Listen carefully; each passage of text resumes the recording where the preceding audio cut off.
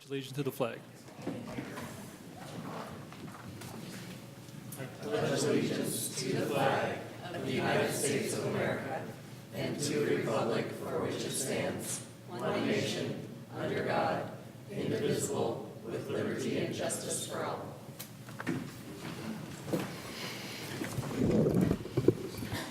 Thank you. Could we have roll call? Yes, Commissioner Donaldson? Here. Commissioner Gieson-Fields? Present. Commissioner Jennings? Here. Commissioner Waddy? Here. Chair Kent? Here. Ex parte, any ex parte communication disclosures? Yes, I would like to disclose that I was contacted by Jerry Holland and discussed 1124 Talbot with her. I also had communicated with Jerry Holland about the 1124 Talbot project. And so did I. And yes, so did I, although not in substance because I couldn't get my schedule together. And so did I. So it looks like everybody spoke with Jerry, but you didn't speak. Not in substance, no. So if there are no other ex parte communication disclosures, we'll move on. That's it. Consent calendar. Consent calendar items are considered routine and will be enacted by one motion. By approval of the consent calendar, the staff recommendations will be adopted unless otherwise modified by the commission. There will be no separate discussions on these items unless the commission member or a member of the audience requests removal of these from the consent calendar. So today we have two items. What's first? Minutes too. Minutes. Oh, the into minutes too, projects. right. Thank you. Does anyone in the audience request to remove anything on the consent calendar? Seeing no, anybody from the, Phil, did you want to talk on 324? okay. Does anybody from the Okay, commission wish to? go ahead. Yeah, I have a change in the minutes, and maybe I could make a comment on Portland Gardens, just a comment, and then the minutes, so I don't quite know how to proceed. I don't think we need to have any staff report or anything like that. I think if it's a minor comment, it's okay to take. We're not Okay. discussing it. Okay? And I wanted to, I guess, pull the Portland Gardens or 1100 Portland Okay. from the consent calendar. So let's pull PA 18-049 Okay. and let's look at passing the rest now and then discussing that. Okay. Okay, on the minutes, then, could I make a Yeah, comment? please do. There's a paragraph that the minutes made a paragraph on page 4 that reflect my comments, and I wanted to edit it, make it clearer, and I did that, and I gave it to staff. Should I go through my edits now and reread it to everybody, or is that okay? Well, I think we probably should know if there are anything Okay. important. Okay, I could do that then. So if you look, if you open the minutes then and take a look at, on page 4, it's the second paragraph on item 7.2. I'd like to edit it to read, Commissioner Donaldson remarked that the commission is not obligated to implement all facets of the economic development strategic plan policy to remove obstacles to commercial development. Rather, the commission should take a balanced approach pursuant to the general plan and consider adjoining residential uses. And then, then that's it. So I kind of rewrote that whole paragraph. So, and the intention was to clarify what I said, not to, well, yeah, that's what I No, that's said. great. I like the fact you're fine-tuning your legacy. And I gave a copy of this to staff so they have the words. And just one other thing, we just noticed that on page 2, the applicant for 1110 Ordway was incorrectly identified, so we'll change that. It was the architect who spoke, his name is Romaine Curtis, so we'll change the minutes to reflect that. Okay? All right, with that, would someone like to call for a motion to approve the entire, So then, sorry, you have more. So then I can move to approve the consent calendar items, including the minutes and 5.2 Evelyn design review and parking exception. I'll second. All in favor, say aye. Aye. Aye. Aye. Aye. Okay. So planning application 8, Rest is- yeah. oh, yeah, Mr. Moss, should I- I was the applicant for 527 Evelyn Way. I just want to take an opportunity to thank staff. They did a fantastic job. They're great to work with. They never get recognition except when something bad happens. But I have worked with Christopher on a couple projects, and they've all gone well and smooth, and he's done fantastic staff reports. And I happen to read a lot of staff reports over my lifetime, and Albany's tend to be the best I've read. So I appreciate it, and I wanted to just recognize it. Thank you. Thanks, it's good to hear. Okay, good. Okay, so we've approved planning application 18-049 and, oh, sorry, we approved 5-1 and 5-3 PA 17077. So we're going to pull PA 18-049. Could you discuss that project, Dan, or present? Yes, that's the project I The requested. Portland Gardens project, did you want I mean, questions or just abbreviated staff report? I guess an abbreviated staff report would be fine. Okay, so in brief, the project was approved in 2001 and substantially constructed in 2003. At the time of construction, it was approved with a required parking ratio of 2 spaces per unit. The applicant came in earlier this summer, filed the application noting that the vehicle lifts, which provided additional off-street parking to satisfy the 2 spaces per unit requirement, was not utilized. Neither the lifts nor the physical ground spaces below were utilized. Given that our code had changed to 1 space per unit for multifamily, he applied for a reduction to park the project at a 1 space per 1 unit ratio. And in doing so, the proposal is to remove the vehicle lifts. The site effectively remains overparked. I believe there's 20 spaces where 17 would be the code requirement. So that's kind of the long and short of what's being requested. Okay. I mean, I'll just throw it out there. I guess I'm really more curious about more specifics about why they're trying to remove parking spaces. So if that's either from the applicant speaking to us, or if there's anybody. Yeah, More they- than what was described in the... Yeah, I guess, yeah, just it didn't The seem- applicant's here and can answer your let's- questions. Could the applicant come up and address that?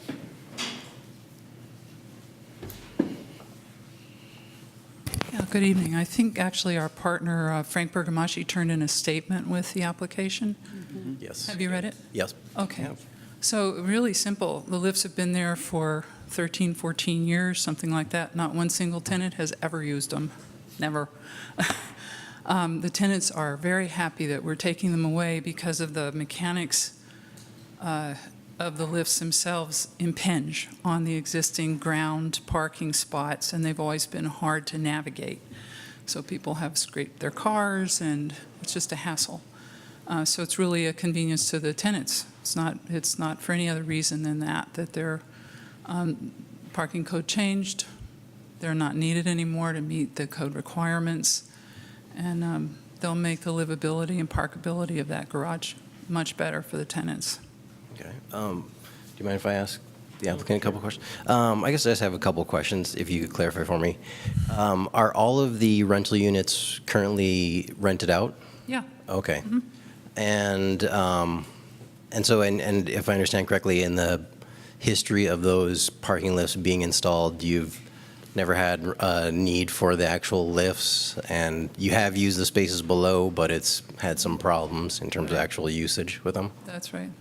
Okay. Okay. And I guess that through that whole period that they've been installed, the building has been more or less, the rental units have been all filled? Yeah, it's pretty good occupancy in that building. Okay. Constant. I have a question now that you brought it up. Do all the residents park below, or do they park on the street? No, they park in the garage. So that not everybody has 2 cars. Some people do, a That's- I couple guess of the that's my apartments question. do. There's families that have little kids, there's elderly people, so there's a mix of people in the building, and they are accommodated in the ground floor spaces. So not depending on street parking, which might, if there's more development happens, might be, put more pressure on that, and then they might want to use those lifts in the future. You're not seeing that currently? I really don't see that happening.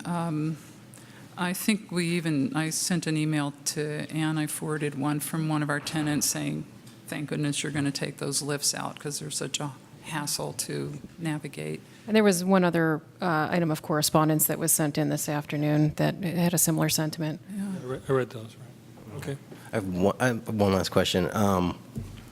How do you, I guess I'm curious, how do you assign parking spaces in the building? Is it, It's going to change, actually. It's been sort of random, but we're now going to do without having, removing the lifts will also make the spaces more equal, because there won't be spaces that have this hardware.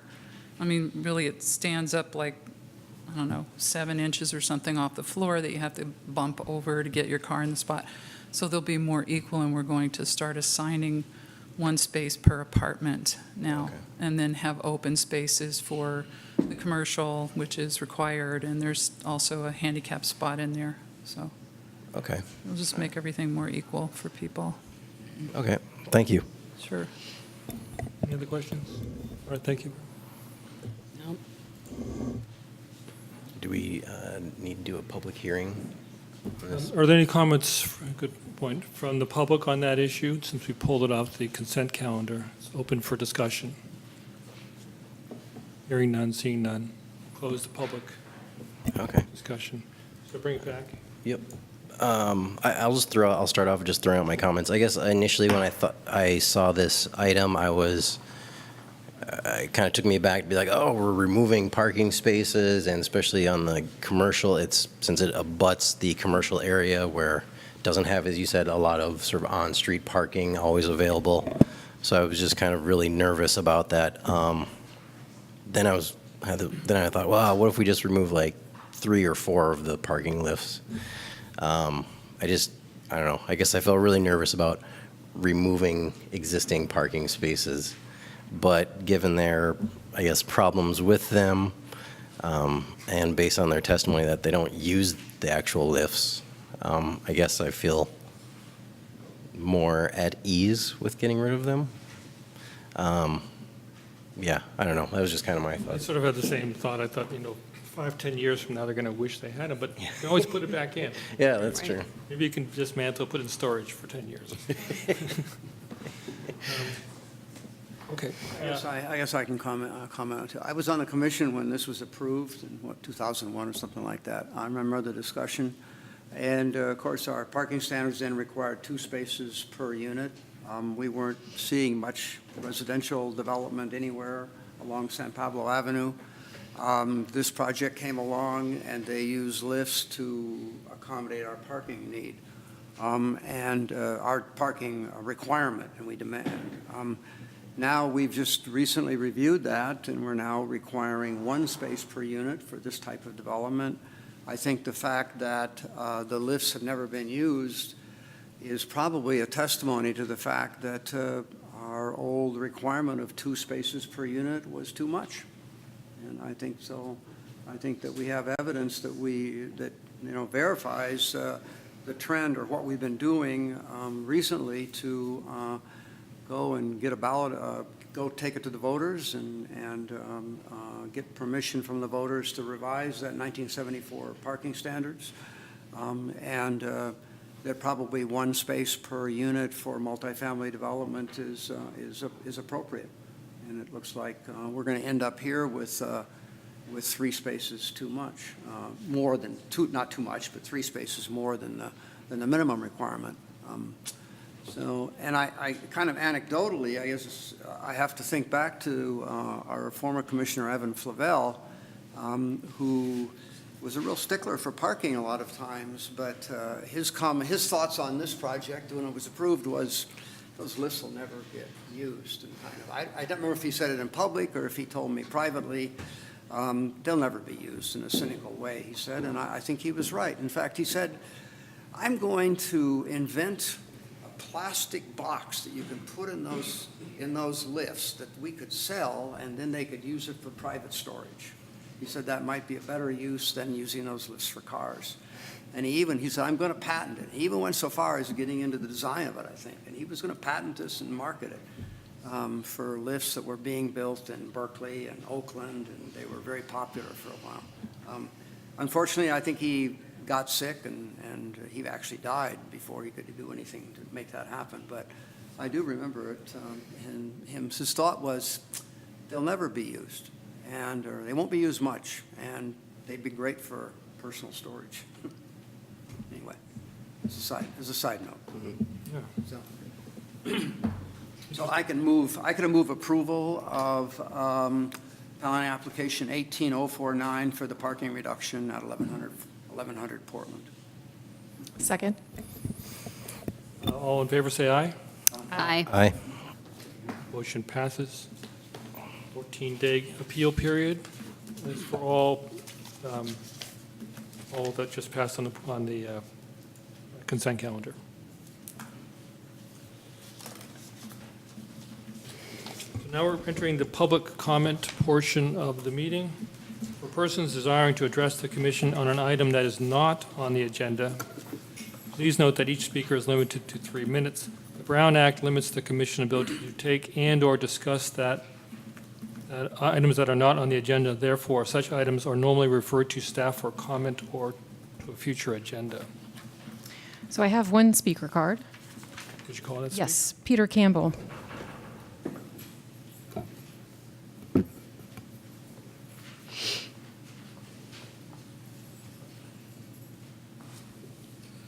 Yes, thank you very much. I trust this is the right time to bring up this issue. So thank you for making this time available. You know, in this day and age, we rely very, very heavily on technology. And I think that in the instance of the next item, 7-1, technology has failed. And I think this is the right time to talk about this rather than waiting. Technology has failed. I called up the city, and the staff informed me that notifications were sent out to properties in a 300-foot radius of the subject property. So I'm sorry, sir, is this regarding 949 San Pablo Avenue? Yes. This is not the time I to, think it's okay. He's talking about noticing. Process. I think you're talking about process, right? all right. Yeah, I'm not talking about the project itself, just the processes involved here. I called up the city and was informed by staff that they couldn't tell me where the starting point was for the 300-foot radius. They said, oh, we use a computer program to determine who's going to be notified. Well, I said, who's been notified on Canes where I own a property? And I was not notified. And she said it stopped at, I believe it was 976. And Canes goes all the way up almost to 800, almost to 1,000 in that block. And it begins at something like 917 or 916 or something like that. And I don't know, I believe that was not in the 300-foot radius either. 300-foot radius probably includes a part of Stanage Avenue, probably includes part of Adams, certainly includes a lot of San Pablo Avenue, and Adams is not going to be affected by that project. Stanage is not going to be affected by that project, but every house along Canes in the 900 block will be affected by that project. So my feeling is that technology let us down because not everybody who's going to be affected by it was notified of this hearing. And I think everybody who is affected by that project should have been notified of this meeting so that there would be adequate input from the whole street. The whole street is going to be affected by it.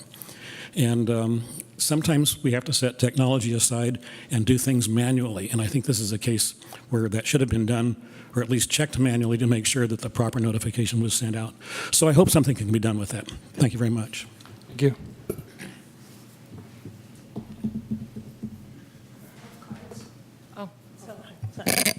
Amy Smolens, Albany Strollers and Rollers.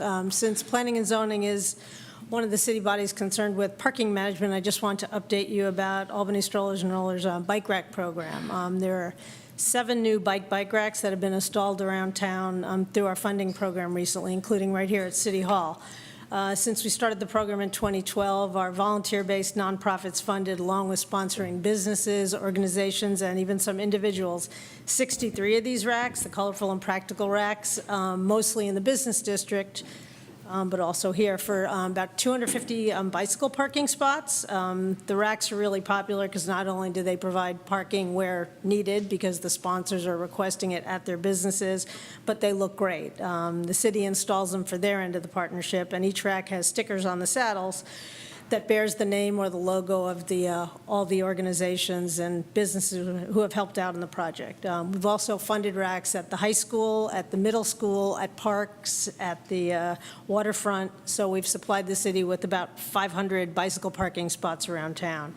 And Albany Berkeley Soccer Club recently contacted us to help fund racks at their field, so we're working on that project now, currently. So just want to let you know we're happy to invest money in projects like this, working with local businesses and organizations and individuals to make our town more bike-friendly. If you or anybody else knows of any other projects, people that need bike racks or any other bicycle-friendly amenities, we've also funded a couple of pumps. Just let us know. Anyone out there can call me or email me. Thanks. Thank you. More speakers? Yes, one more speaker. Come on. Okay, hello. I get nervous speaking in public. Johanna Fox, I live at 962 Keynes Avenue. I would say possible approximately 30% of our neighbors on the 900 block of Keynes might not speak English. And if they received a postcard in the mail, and they might speak Cantonese or Mandarin or something, they might not have been aware of this. So I would like to, I know I work at a hospital with multicultural, and we make sure that we put things out in different languages, and it's the Bay Area, and I think that would be helpful. At least that it's a city notice or something to have different languages. They might not be separate households, but we have many people in one dwelling that are different groups, so I think it would be really helpful to reach out to all of our neighbors. Second is, since we're going towards single parking spots versus 2 per unit, in Berkeley, Emeryville, which it feels like we're going in that direction of high density along the San Pablo corridor, I think in Berkeley, they have the parking placards for residents, and I would hope we would move forward with those times and maybe having parking placards, such as like a J, parking for residents. And thirdly, we have someone coming in to check out the ADA legality on the corner of Solano and Keynes Avenue, because some of my neighbors and I, there's infringement on pedestrian passage there with the picnic tables and then the tables and then the placard signs. And I've seen people try and struggle to get across the street from the movie theater by Dewey's, and it's letting you know we're going to have a consultant come in and do measurements. So I hope this city would look into that accessibility with disabled people as well along the sidewalks. When we hit up to Berkeley, the sidewalks open up for disabled people. When we're down in Albany, they start to close down with a lot of accessories. Thank you. Thank you. I own a property at 914 Keynes. It's a process. It's process, only process. Okay, good. It's short. So I just wanted to say in the 6-unit building, 2 out of 6 were away at this time of year due to vacation. So I would ask you to, again, perhaps have another one of these meetings when more people are in town. And I also walked the street yesterday and just noticed how many people on this street are actually tenants. So if you're sending out notices just to people who are property owners or, okay, I'm not sure what exactly happened. Staff can address that, but they go to the addresses. 2 out of 6 of my tenants were away. Thanks so much. Oh, sorry, could you state your name for the? Elaine Stelton. Okay, thanks. Thank you.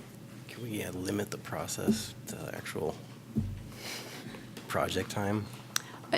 And I did just want to say that tonight it is a study session, and there's not going to be any action taken on that item that I think you're talking about at 949 San Pablo. So if anyone here is concerned about whether there will be additional meetings, I think the answer is there clearly will be.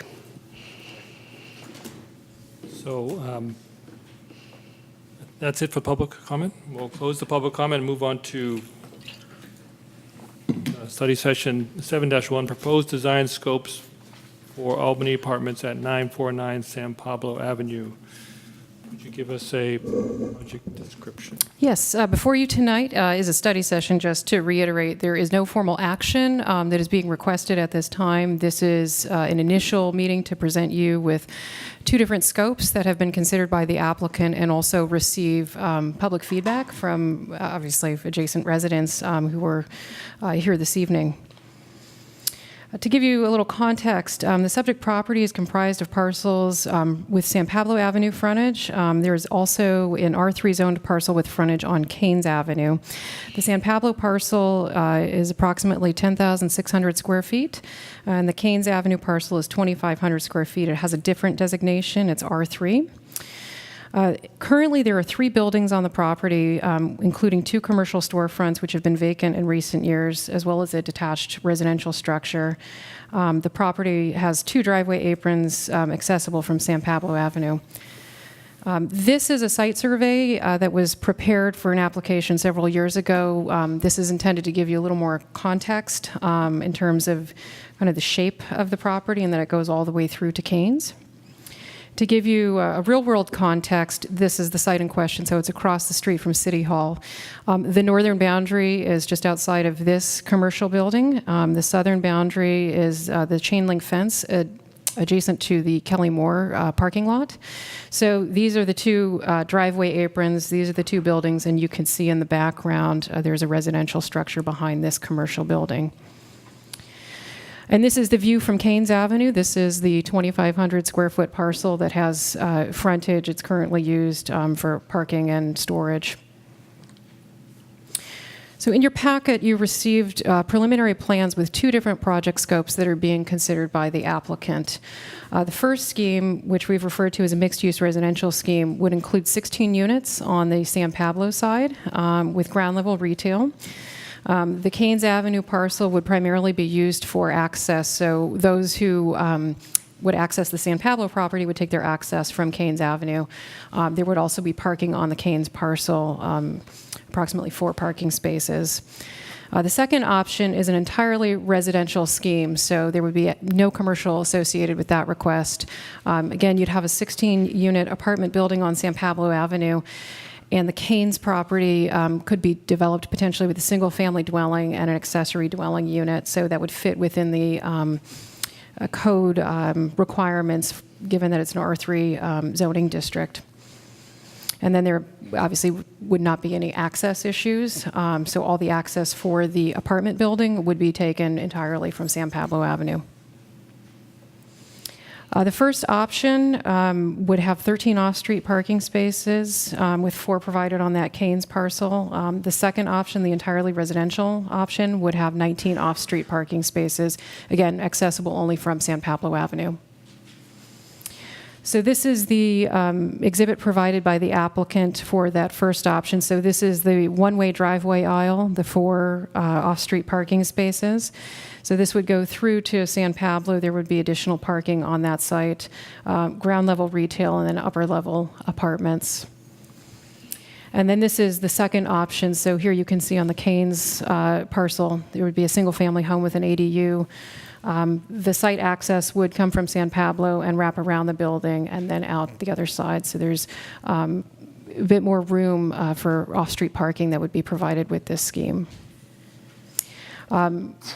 You received 4 letters regarding the proposed project, which we forwarded to you electronically and also included in the binder at the back of the room.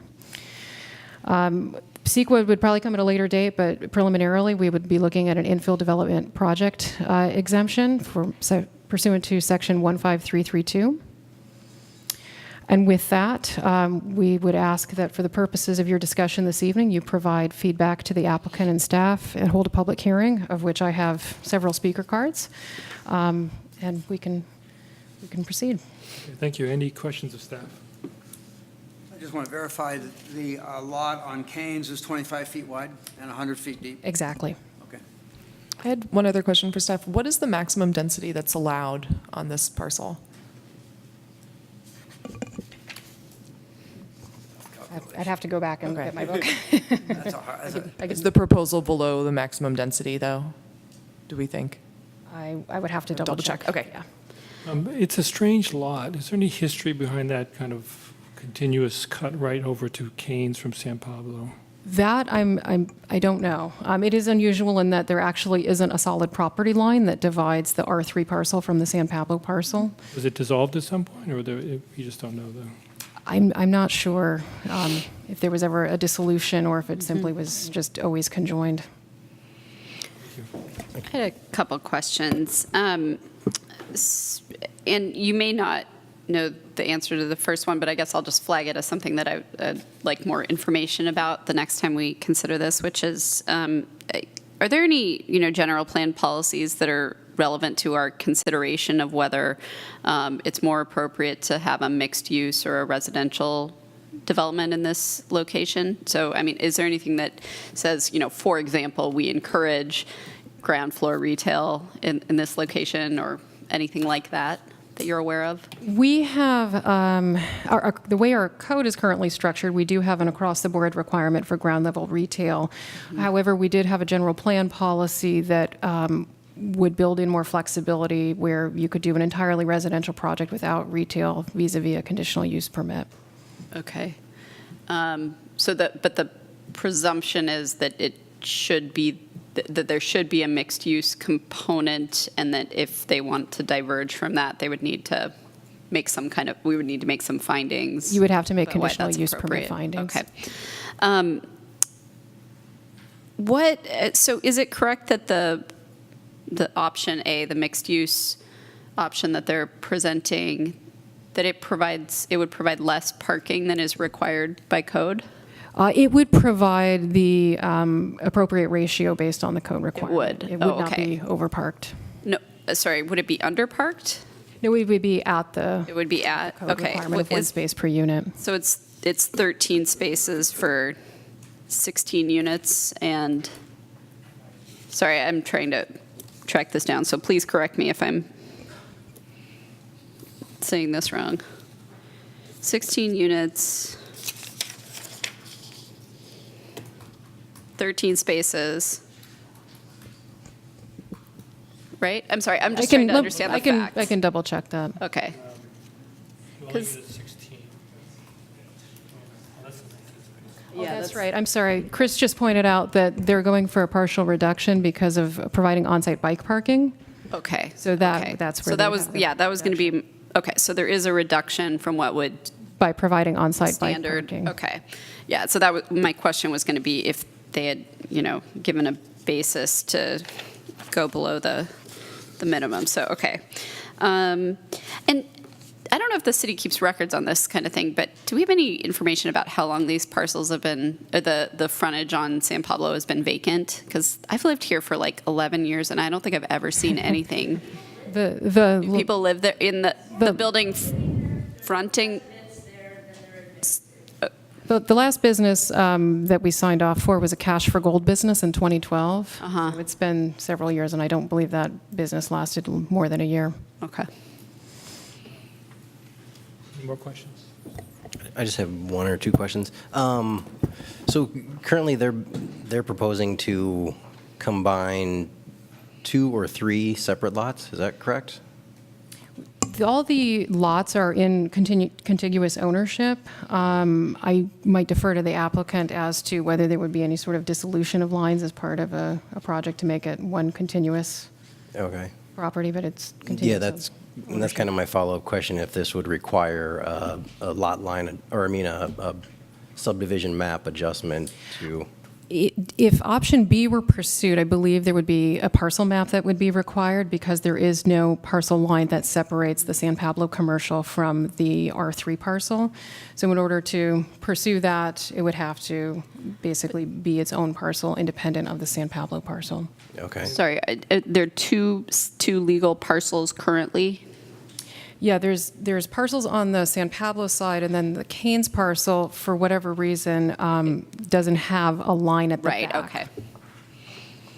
I'll just offer that perhaps, anyway, if you're not creating an additional lot, then you may not have to do a parcel like, there may be a lot line adjustment, but anyway. Okay. We have no idea. No, that makes sense. And what is the minimum lot size for a building in Albany without a variance? The minimum lot size based on the current standards today are 3,750 square feet, but there may be, there may be some options here, given that it's an existing property. The way their option 2, they would have to get a variance for that smaller lot, right? Very, well, more likely it could be a certificate of compliance through the Public Works Department. Grandfathered in other words, yeah. Oh, okay. Well, it's not really grandfathering because it's part of a bigger lot. You'd be making it into a subsize standard lot size. That's a good point. I don't know legally, I don't know. All right, if that's, that's just something to weigh in. Okay, can we have the applicant come up and give a project description? Does that need to be adjusted? Get that. Yeah, can we move the podium? I got it. No worries, I'll take care of it. Great. Thank you.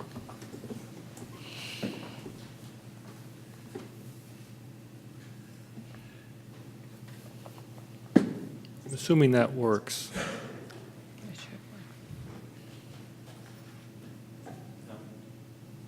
Not? Let's get the, Well, we can hear you, but the TV can't hear us. yeah. Can we pull that? These things Yeah, kind can of work a little bit. These move. There's a red button there.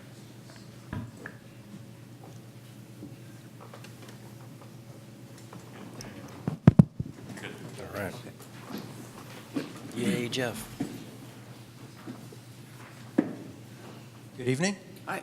Thanks for considering our project. I'm Eric Mikatin, the architect, and we have the owner is here as well of the parcels, and I just thought I would start just by showing this diagram to clarify what the separation is currently, the 3 different shades of green, or what the properties are, and so it would be a lot line adjustment by creating a new parcel here under the option B. Can you show us as well, please? So, Yeah, they would like to see that. Just hold it up the other way. okay. It would be, Oh, great. There we go.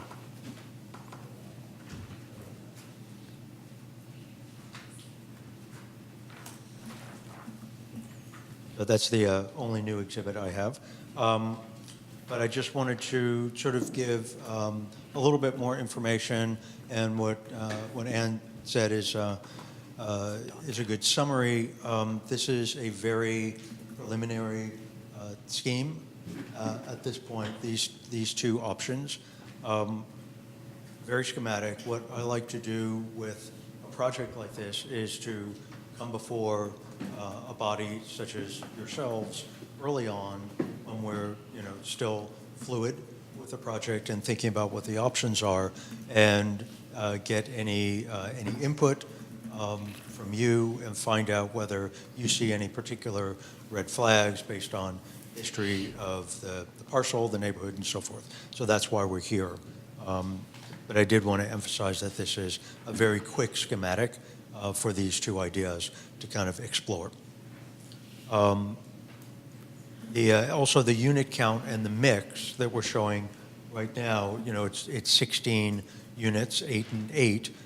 That could change. They could reshape. If we sort of work with the massing, there would be solar planes that would be incorporated for the rear parcel edges that are abutting the residential. But that's sort of all to come.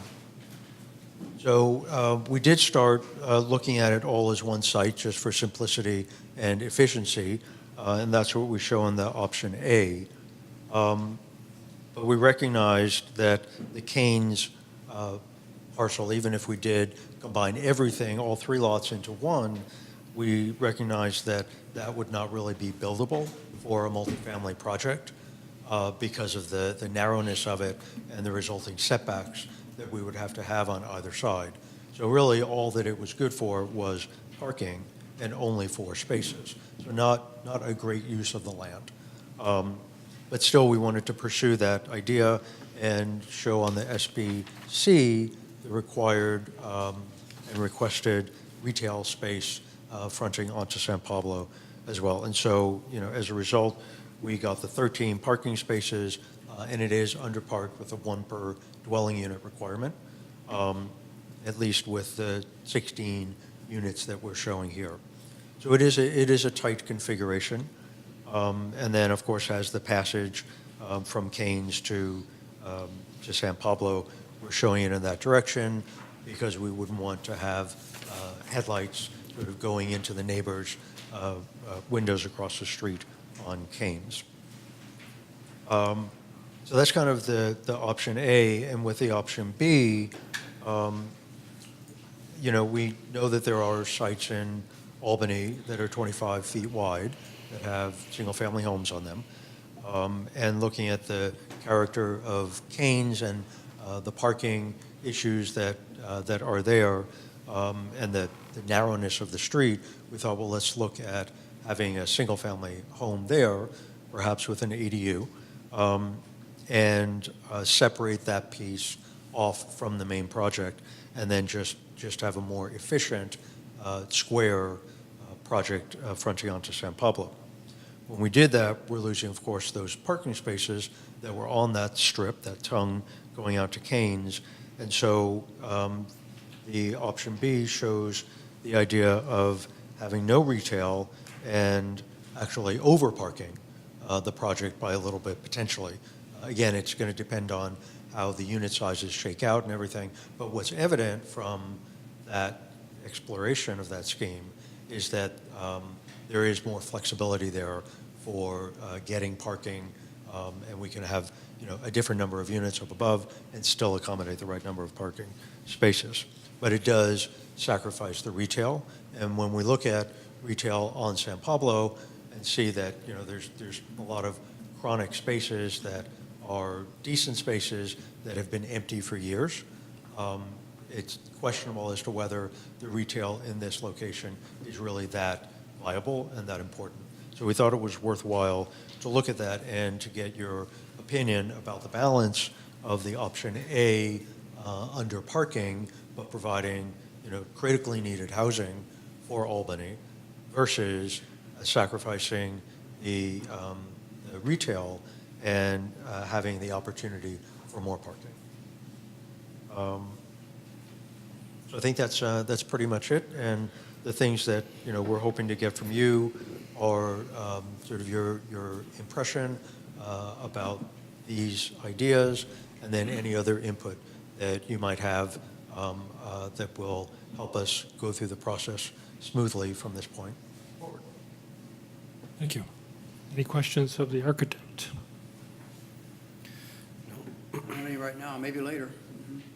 I I have some questions later, I think. I have one. Did you explore any options? I know these are two preliminaries, but did you explore any options where you kept a little bit of retail and yet you still had the single-family home on Keynes? So we looked a little bit at reducing the retail to the point where it would not require its own parking, but that's a pretty small retail space.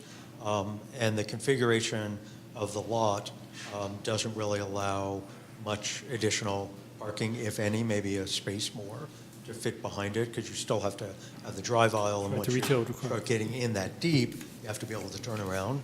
So you sort of lose all of that space to circulation. It's a sort of a classic problem that, if you just get a little bit more space, it's rarely, in a project of this size, really good enough to actually get more parking spaces from that square footage. And on the option 2, also we're relevant to note that there are 2 driveways on that, and so everybody's coming and going from San Pablo. Nobody's coming in through Keynes. There are currently 2 aprons on the site now, and these would be spread out a good amount so that it's safer for pedestrians and so forth. Okay, thank you. Any more questions? Oh, I'll ask, do you know the answer to the density question? What would be the maximum density from your research on this site? It would, well, it's dependent on height and setbacks and the number of units. So it would vary. You know, you could have more one-bedroom units that would fit within that building envelope shape. I guess I'm more interested in, maybe Jeff already has the answer pulled up, so I can just ask him. What would be the maximum allowed under the code per acre? Right now, it's 63 units in the San Pablo commercial, San Pablo commercial zoning district. It's 63 per acre? And how much of an acre is this? Like how many, I'm just curious if we're at the maximum density or below it. And you'll have a chance. Trying to help you guys. So the published, the basic density for San Pablo commercial is 63 units per acre. And so, okay, I'll just do the math on my phone. No, that's okay. I'll just do the math. You're looking for the square footage of the site? I'm just curious how many units this is per acre. Okay. Maybe while you're working on that, I did have a question for the architect as well. Were any options pursued where you looked at doing below-grade parking? No, we didn't. That's usually not practical especially for a project of this small size, because the tremendous cost of going below grade. And as you start to get more into the flats, you have more water table issues, and it winds up just being really quite impossible.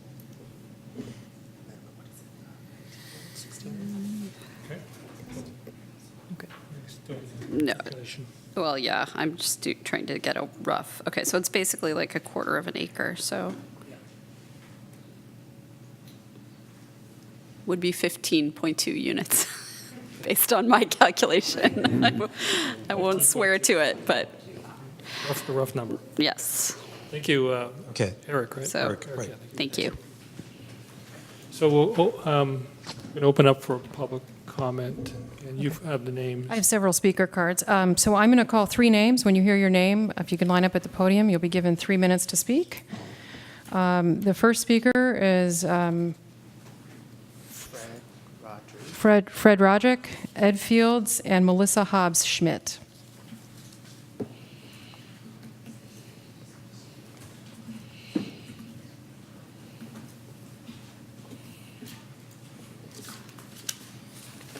Hi, good evening. Thank you for being here. And I live on Keynes at 966 Keynes, the apartment complex there. And the main concerns that I have with regard to especially the parking and the traffic situation on Keynes is that between these two options, it appears to me that the residential one offers the best in terms of what Keynes could handle. Because there are 19 spaces, residential spaces, 16 parking, so you've got extra spaces. And also the driveway that goes through from Keynes to San Pablo will not be available, especially, obviously, if there's a residence being put there. And that was an issue a while back with traffic going through there and only going onto Keynes in order to go through from that driveway onto San Pablo Avenue. In terms of increasing the amount of parking on Keynes, it's already very difficult. And not everybody who lives there who needs to park on the street can, and they have to park on alternate streets, nearby streets. And if the changes occur with regard to having Keynes be a two-way traffic situation with a bike lane, that just increases, to me, it increases the safety issue. And there are plenty of cars that actually come through from through Keynes and don't stop. I mean, they just come right on through all the way to Marin, and that's their destination. And very often they're going considerably faster than anybody who lives on Keynes, which presents an issue too. I think that's what mainly I wanted to bring up was with regard to the any increase in the amount of traffic going to Canes and needing to park on Canes. And thank you very much. Thank you. Good evening, Ed Fields. I live on a different block of Canes. I think this project is very impressive in that it comes very close to achieving or exceeding our maximum residential density without exceeding the maximum allowable building envelope, with a few exceptions, and providing parking. I think that's really impressive. There are some issues of our code that need to be attended to. I'll refer the commission to the table in the zoning code, which it's a variable number of units per square foot until you get to 22 units. Then we allow the full 63 per acre. But 14 units are allowable on 10,640 square feet. And I'm separating the Canes parcels, the Canes parcel from the San Pablo parcels. However, I think some of the bigger issues are there's been no mention of inclusionary housing and how that's going to be dealt with. There's been no mention of a daylight plane, really. I think the architect may have mentioned it. I misunderstood. He said sun something or other. Daylight plane with a setback, which is required with or without the setback. A serious daylight plane is required to protect the quality of life of the residences on Canes Avenue. This project far exceeds the maximum allowable FAR, floor area ratio, though I'm not opposing it for that reason. I prefer option B. Option A, there's no parking for the commercial. It requires 5 spaces. And we don't allow, the zoning code does not allow cars to enter from Canes to access commercial on San Pablo Avenue. We fought for that, and I live on Canes, and that's really important, even though there's no parking for the commercial planned for in that scheme. But it's another, and a house on Canes rather than a driveway is preferable, I think. I don't live on that block. It also seems to be a fairly awkward retail space for many uses. It's sort of narrow and deep for what we typically see in Albany. So the scheme B, it provides 2 more units of housing. It doesn't meet the ground floor retail requirement in our zoning code. However, Belmont Village didn't meet that either. So, still has FAR issues. This is a project that ought to apply for a density bonus to get around some of the issues like the FAR. And hopefully they won't build a skyscraper by using that. And hopefully they'll still provide the daylight plane, which I think is really important. The only other comment that I have, have no expertise in construction except in my own house. I'm a little nervous about the sort of earthquake safety of option B, where you sort of have this, parking structure underneath. I'm sure the architects will attend to that, but I think it makes for a more serious question. So I think the big issues are inclusionary housing and a daylight plane, and then meeting the requirements of the zoning code or finding appropriate ways, I guess, to deal with them. Thank you. Thank you. Melissa? Good evening. I'm Melissa Hobbs-Schmidt. I live at 963 Canes Avenue, and I appreciated the postcard that I got with plans A and B. I have several assertions. The one I'm putting in this letter is that a CEQA is required, even though this is a infill unit, because it does not meet the requirements of 15332 of the CEQA guidelines. Regarding Plan A, the parking on Canes Avenue is already at more than 100% usage. If you figure that this is market rate housing, there's no mention of affordable housing. In order to afford market rate housing, you're going to have more than 1 car per unit. Even if there are some bikes and there's not enough parking, therefore people will be trying to find parking on Canes. There is no parking on Canes. With the allocation of 4,000 square units of commercial space, it anticipates employees looking for all-day parking, maybe 10 employees, which there is none close by. That plan requires a method to prevent residents leaving the apartment from returning along the one-way route to Canes Avenue.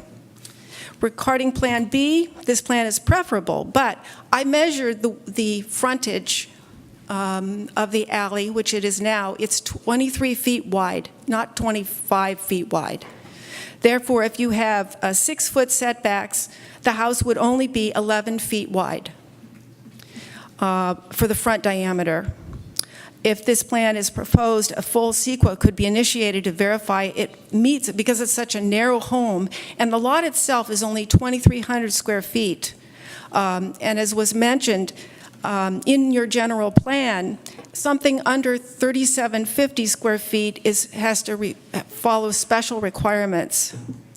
So CEQA should be initiated to verify it meets with Section 314 of your general plan, that the living space meets FAR standards, which was already mentioned.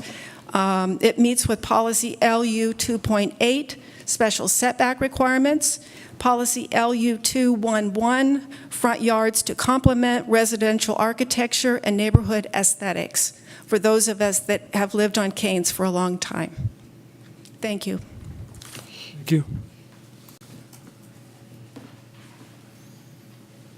Okay, the next three speakers are Peter Campbell, Tom Pulsifer, and Margot Wedsley.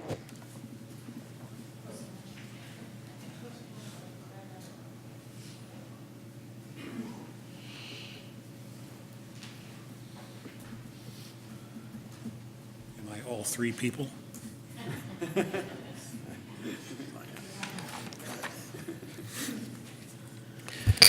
I think I introduced myself before. Peter Campbell. I own a property on Canes Avenue. I live in Albany, although not on Canes Avenue. I'm sure that each one of you has driven down Canes Avenue at one point or another, and I think you would agree, or I hope you would agree, that it's an extremely narrow street, particularly with parking on both sides, which, by the way, is full 99% of the time. There's been a proposal for making it into a two-way street plus a bike lane. I don't know how that would be possible. I hope it's not under consideration anymore. I'm here to say, though, that I'm in favor of the housing plan, Plan B. God only knows that Albany needs more housing, whether it's market rate or affordable housing or whatever. Albany needs more housing, and the more that can be built, the better. San Pablo Avenue has traditionally been a commercial zone. However, there is a residential property along San Pablo Avenue. There's that new project down at the other end. I don't know what the number is, 910 or 920 or something like that. A fairly large apartment complex, condominium complex there above the subway and tarot reading card place there. So residential housing, although not traditional, at least not dense residential housing, is not traditional along San Pablo Avenue. It does exist. And it seems to me it's a logical place to put more housing. It's a major thoroughfare, and many people think that's more conducive to a commercial development, but I think residential is required. We don't have any other places to build residential in Albany, so I think the Plan B should be seriously considered here, because it'll provide a shot in the arm as far as housing is concerned. Parking has been addressed on Canes. It's impossible right now, and if you put commercial there, you're going to have people coming in all the time. There won't be enough parking for the staff, let alone customers. So it just, to my way of thinking, it just doesn't work for commercial. I think housing is the way to go, and I hope that you'll provide or strongly consider the housing plan, Plan B. Thank you. Thank you.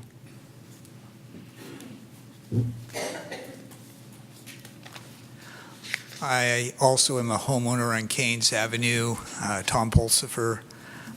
I'd like to read a prepared statement from my next-door neighbor, Ann H. Duncan, who is a former zoning commissioner herself. She is unable to be here tonight because she's recovering from an illness, but I concur with her prepared remarks. And she said that I am a homeowner on Canes Avenue. My home is situated between Solano Avenue and Marin Avenue. The home was purchased in October 2014. Little did I realize when I purchased this expensive home that I would not be able to park on the street in front of my house. The parking congestion on Canes is at its maximum before we even talk about putting more cars on the street. I am deeply concerned about Mr. Zawadzki's proposed design scopes for the alley between San Pablo Avenue and Canes Avenue. I have several questions I'd like to to have answered in open study session. First, option A is unacceptable for our congested area. Option B would require off-street parking for 38 to 42 cars, and even if some of the occupants took public transportation or bicycles, the proposed parking is still insufficient. What are the City of Albany's off-street parking requirements for option B? To say that the proposed apartment building has 16 units is misleading. Some of the units are 2-bedroom and some are 1-bedroom. I count 23 potential residents, not counting the 400 square foot primary residence.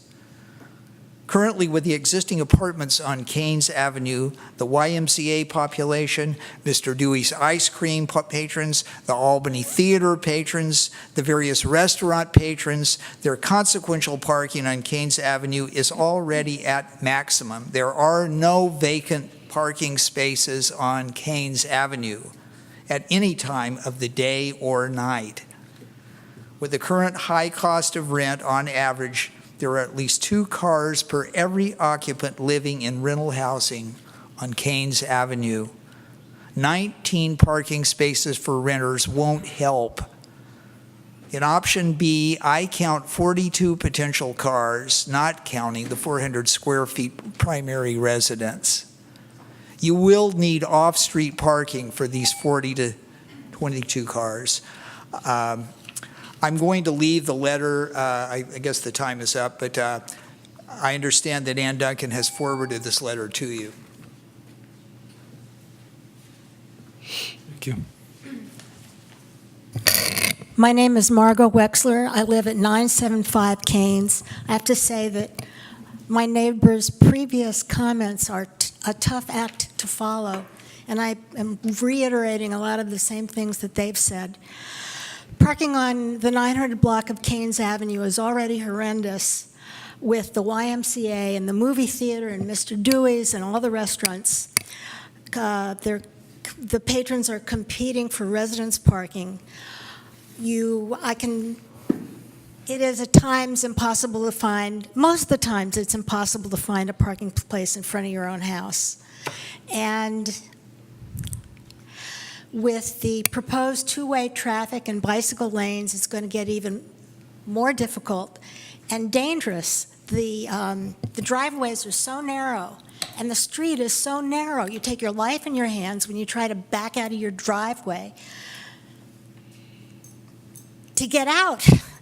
So the mixed in my opinion, the mixed resident plan is totally unacceptable. The residential scheme is a little more acceptable, but it still is going to have a very negative impact on the safety of the residents, the people who are bicycling or walking or driving on Keynes Avenue. Thank you very much. Thank you.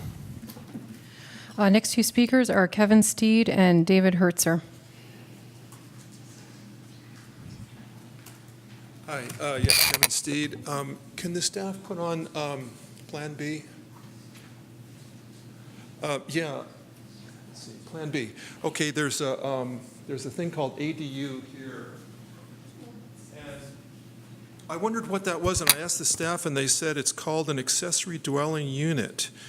And what does that mean? And they said it was an in-law.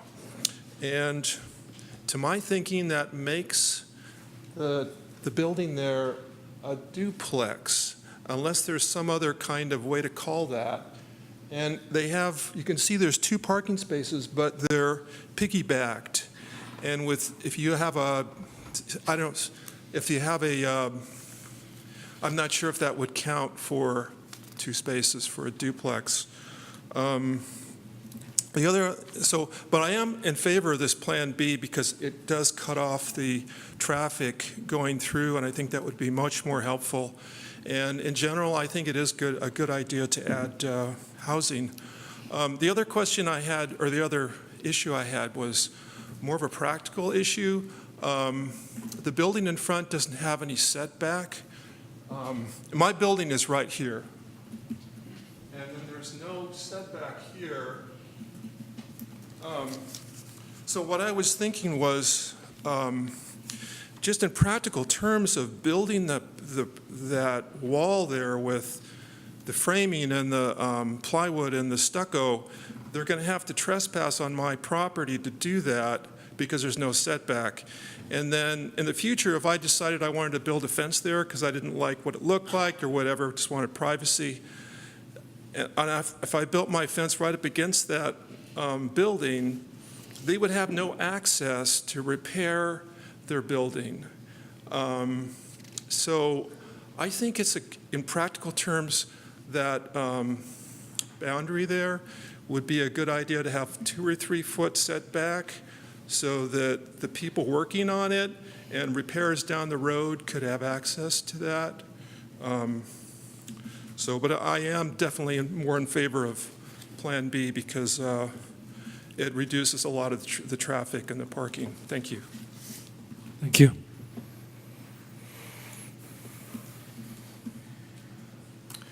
Good evening. I am David Hertzer. I own the apartment building at 966 Keynes. The northwest corner of my property touches the southeast corner of the project. I support the all-residential scheme, which is option B, since it provides 18 units of badly needed housing, which is a goal of the city, and does not adversely affect parking and traffic congestion on Keynes.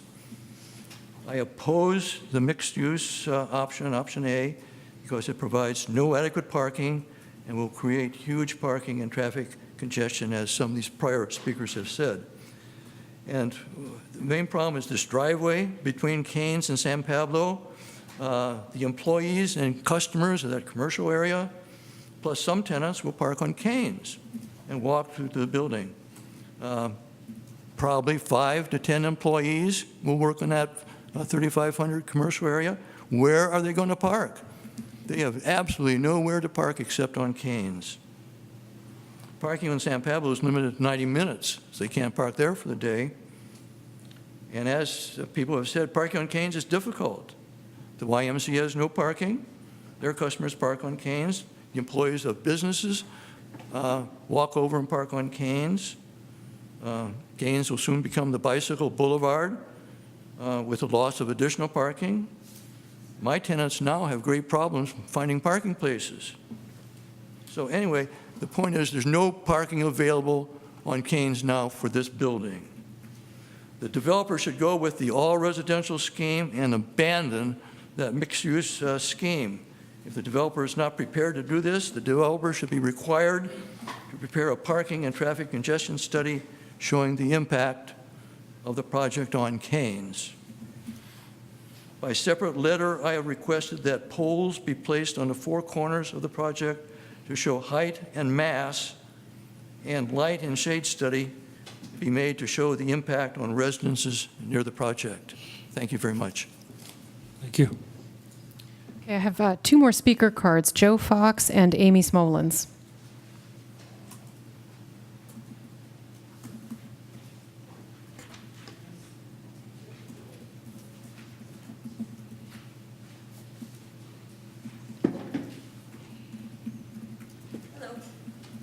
I'm Joe Fox, or Johanna Fox again, and I live at 962 Keynes Avenue.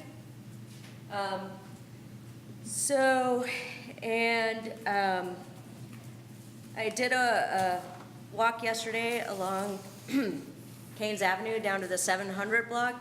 So perchance if, let's say, the A proposal option would go through, then what I did notice about the 700 block, it's 712 Keynes Avenue, where there is a similar type structure on San Pablo.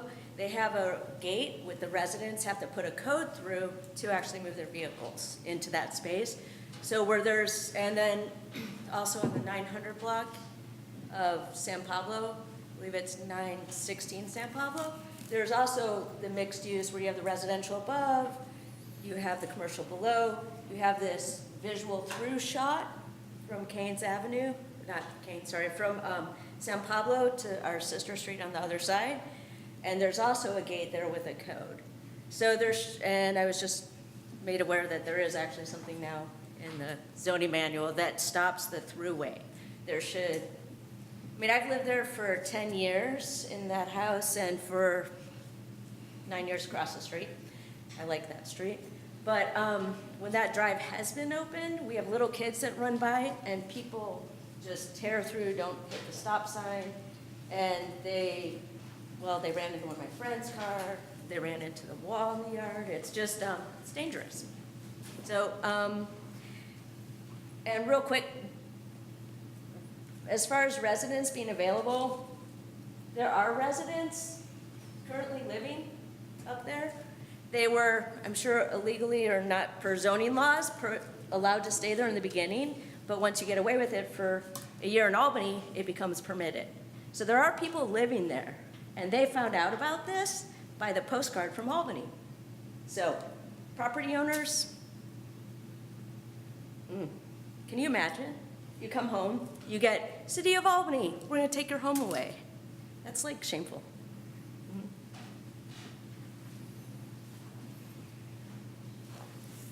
Not her extra 37 seconds. Okay. Hi, Amy Smolens, live in 943 Canes for 26 years. Major reason that many of us live on the 900 block and that your tenants live on the 900 block of Canes is because it's convenient, because we can walk down the street to get ice cream or go to the Y, or we can come to City Hall, or we can go to the movies or anything like that. So so that's great. So it stands to reason that other people are going to want to, people from around the area are going to want to go to the Y or to get ice cream or to get Royal Ground, and they park on the street. And we don't own the streets. I mean, most of us have a driveway or something like that. So it's not our street. It's not our parking. So let's let other people enjoy our streets and pay taxes and, you know, buy the ice cream and things of that sort. This location's super convenient to public transportation. It's near a bunch of AC transit lines, including the Trans Bay. It's not far from BART. We've got bike share. We've got 2 car share systems, gig car share, zip car. So it's a perfect location for Albany to really emphasize green forms of transportation. I'm happy that the developers noted bicycle parking, but there are no specifics. There's no number of bicycle parking spaces, which is necessary, including for long-tail bicycles and trailers. I'm sure you noticed long tails all over the place.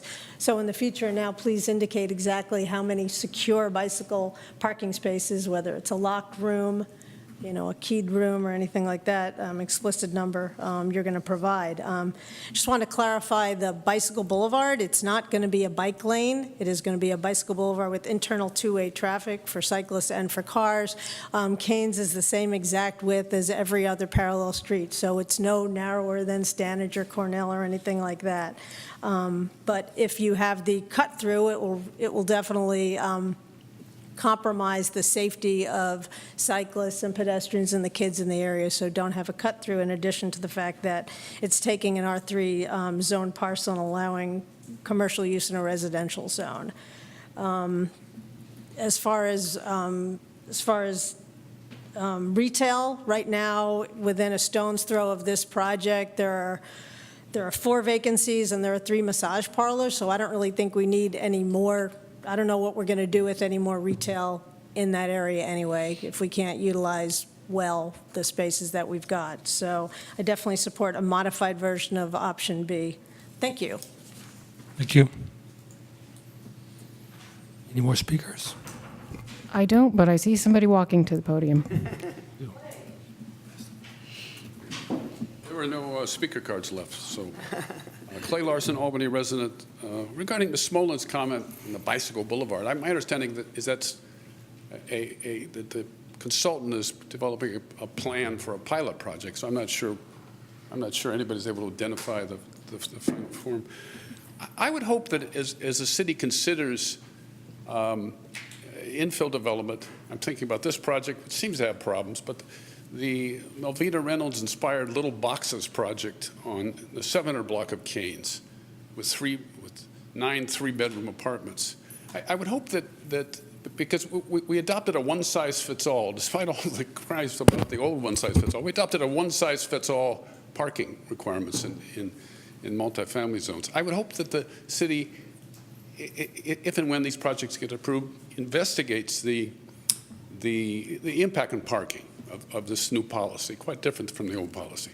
And that would require probably a parking survey and understanding the current parking conditions. I know staff are kind of loath to get out and walk around and look at counting cars, but I can help them.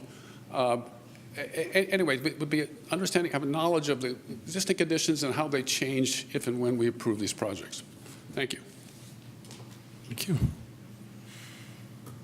That's it. Okay, I want to close public comment period. We'll bring it back to the commission to discuss. Would anyone like to throw out some comments? Go ahead, Doug. If you want me to, I guess I can start. Okay. All right. Let's see. Okay, where to start? I do have some issues. I think this project raises a number of important issues. I'm glad to see it come to us to redevelop this site. I want to say that from the outset. And I look forward to more housing in particular being built on this site, and I look forward to seeing this site redeveloped for sure. I think the project as we see it tonight raises a number of issues, a number of planning issues, I think, for this commission. And as you've heard, also issues of concern for the neighborhood. Let me try to go through what I see as some of those issues right now, if I can be clear enough here. I guess the first one that comes to my mind is a planning issue, and that is retail required on San Pablo frontage? A mixed-use project would be option A. That would have retail on the ground floor. And in our general plan, that is encouraged. And the general plan says that all residential may be considered. It just says considered. So the place we start from is, yes, you must have ground floor retail along San Pablo. And I think the reason for that is, and the reason for that historically has been because if you have purely residential, you don't have any sort of commercial activity. You don't have any coming and going of people. You don't have any businesses there. And it makes for a dead area of the street. And residential on San Pablo on a commercial street is not desired, or a residential front, a stretch there is not desired because there's no pedestrian activity, that brings vibrancy and liveliness to the street. So it's a real important planning question for us as to whether or not we should require the retail component on this project. Should it be a mixed-use project, or can we allow residential only? The new general plan, which is the newest planning document we have, says retail may be considered. The zoning does not say that. The zoning on footnote 3, I forget what page, I should have knocked the page number, I think it's page 29, which has to do with the uses for the commercial districts, says clearly that the ground floor is reserved for commercial. It says it's kind of a must-be. So that's something that this commission has to deal with. If we're going to go with option B, which does not have any, or something similar to option B, which does not have any residential on the ground floor, I would argue that it may go against our own zoning ordinance. And I was there when the zoning ordinance was done, and I know there was a lot of discussion about that issue, and the general consensus was, as San Pablo redevelops, we do not want any big empty areas, dead areas that are caused when you have a residential frontage there. And the recent multi-story development that we've had along San Pablo, like 1100 San Pablo that came before us tonight, has ground floor retail or ground floor commercial. 727 San Pablo has ground floor commercial. The development on the other side of San Pablo near Solano has ground floor commercial. So I think if we go to option B and have residential only on this parcel, we have some serious planning considerations to undertake. Number 2 is parking. A couple of issues here. First of all, let me say, in response to Clay's comment, we do have a parking survey. The license plate survey was done a couple of years ago. I refer to it all the time. I picked it up as soon as the packet came and looked at this, and I will confirm that our parking survey says that that one side, especially the west side of Canes, is occupied, 90% occupied, 90% full, almost all the time. Virtually all the time. That's what our own data says, and that's been confirmed by all the speakers we've had tonight talking about their personal situation, their personal observations. Canes, and particularly that one side of Canes, is parked up. And I think we need to listen to this public comments on that and recognize that when as this project moves forward to be designed. Second of all, parking is discouraged along San Pablo, and in our general plan on policy page 320, what this project has is parking fronting on San Pablo. The project 1100 San Pablo or 1100 Portland that was on the agenda tonight actually has shops on the San Pablo frontage, and the parking access, the parking garage that we just gave the parking exemption to, has access from Portland. Our planning documents discourage this kind of design.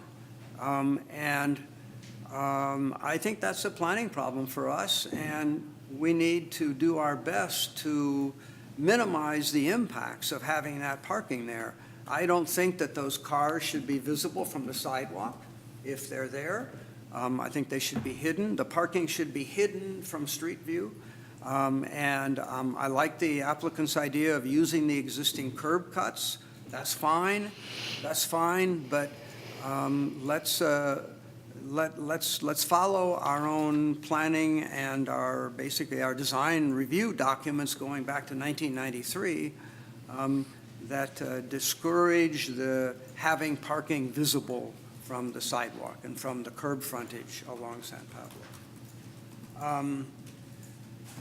The transitions toward Canes, we do have daylight plane requirements in the zoning ordinance. I did not see them addressed tonight, a brief reference to it. Those daylight plane requirements could be a constraint to development here. And I'm very eager to see the elevations. How will this project be designed? How will it step back to make sure there is an appropriate level of sun access onto the parcels immediately to the east of the large parcel? I think that's a concern, and there are daylight plane requirements on both the R3 zone, which is the Cane side, and on the San Pablo commercial zone, which is the San Pablo side. So as you move forward with this, those daylight plane requirements must be considered, and I think this commission should look at them carefully when we're doing design review. There are a number of design focus documents that have looked at San Pablo over the years. The San Pablo Design Guidelines, the San Pablo Avenue Vision Plan, September 1997. They go way back, some to 1993. All of those were reviewed and incorporated to some extent when we did the general plan update recently. But we need to take a look at those. And I think they're all consistent in saying that we really need distinctive architecture here. So we don't have any elevations here, but I encourage you as the architect to take a close look at that. We want a building here. I want to see a building here, for myself anyway, that that is going to be distinctive, that is not going to be a plain vanilla thing, that is going to stand out. And I think that we should have a high-quality design here, and that I just refer you to the various design documents we've had for new development along San Pablo, and I think that's going to be very important. The last thing I have, I think, is I do not see any inclusionary housing. Several speakers brought that up here. I do think that there might be, I would welcome you taking a close look at whether you can use the state density bonus here to sort of force us to make good decisions regarding the interpretation of the rigid constraints in our zoning ordinance, and ask for some allowances, some incentive grants if need be, to make for a better building. Those, I'm not sure what form those might come in, but I really, really hope that, I'd like to see a sophisticated application of the state density bonus guidelines to the extent possible here, so we can get a better project. I think that the plans you have right now are very preliminary from my point of view, very preliminary. And I'm going to want to see a lot more about how you deal with the parking on the ground level, with how you deal with the issues about some San Pablo commercial or no San Pablo commercial. Maybe you can be creative here. A thought occurs to me, might you have some live workspaces on the bottom where you have a little bit of commercial frontage, a little bit of, or maybe even some offices that can add a little bit of liveliness to the street. And finally, I had one other thought as speakers were talking tonight. I believe the Kelly Moore lot next door to you is way overparked. There's way too many parking spaces that they don't use. I would urge you to talk with them, and we would allow a parking agreement where some of your parking demand might be accommodated next door. If it's very difficult to work those things out, I recognize that, but I know of some that do occur in other cities, and I think they have the land for it. I think they're a viable business. I don't think they're going to go away anytime soon, but they might be able to lease you a row of parking, and that might help you, but with both meeting the parking demand from either some of your commercial or some of your residential needs. And I think that's all I have to say right now. Thank you, Doug. Commissioner Wadi, both sides of it. Sure. Let me just pull up my comments. So I echo a lot of what Commissioner Donaldson had to say about the proposal.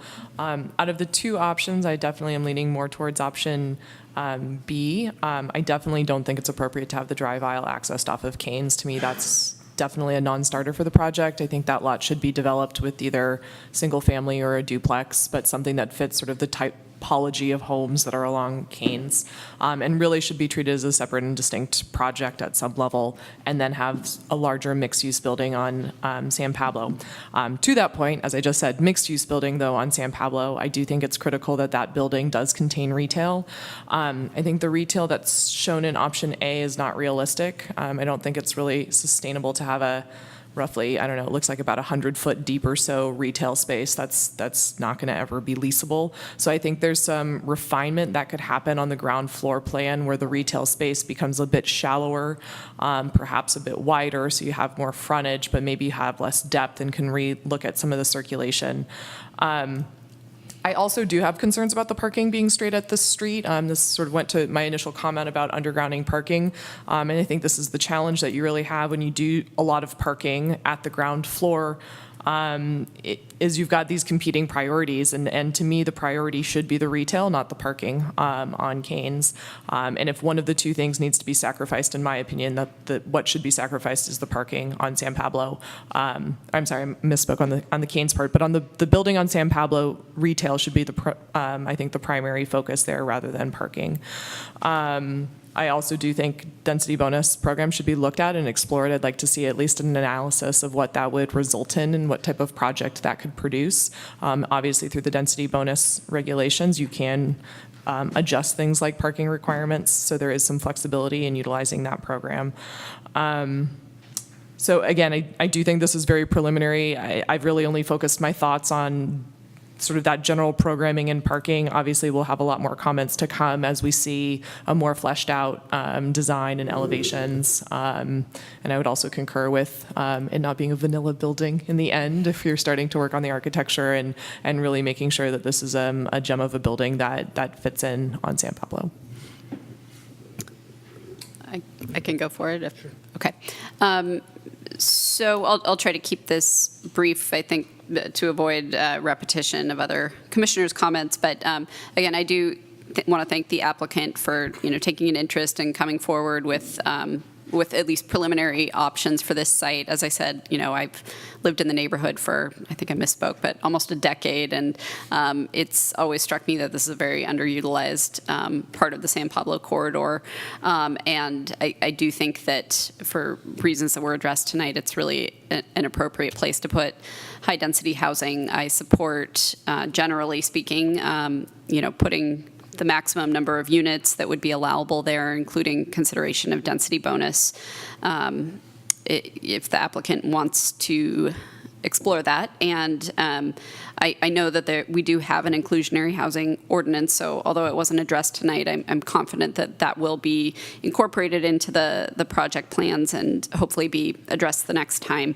In terms of the physical layout of the design, I certainly think that option B is more appropriate for many of the reasons that have already been expressed. Not crazy about having that parcel on Canes just be a driveway, both for circulation and safety issues and just what's an appropriate land use for that street frontage. However, I also share the other commissioners' concern about wanting to incorporate mixed use retail on the San Pablo frontage, and recognizing that there are vacant, storefronts on San Pablo, and that's something that needs to be considered. And I think, we want to look at what's appropriate size and shape that will actually draw attractive tenants. But I am very concerned about creating such a large, or since it has been such a dead section of the street for such a long time,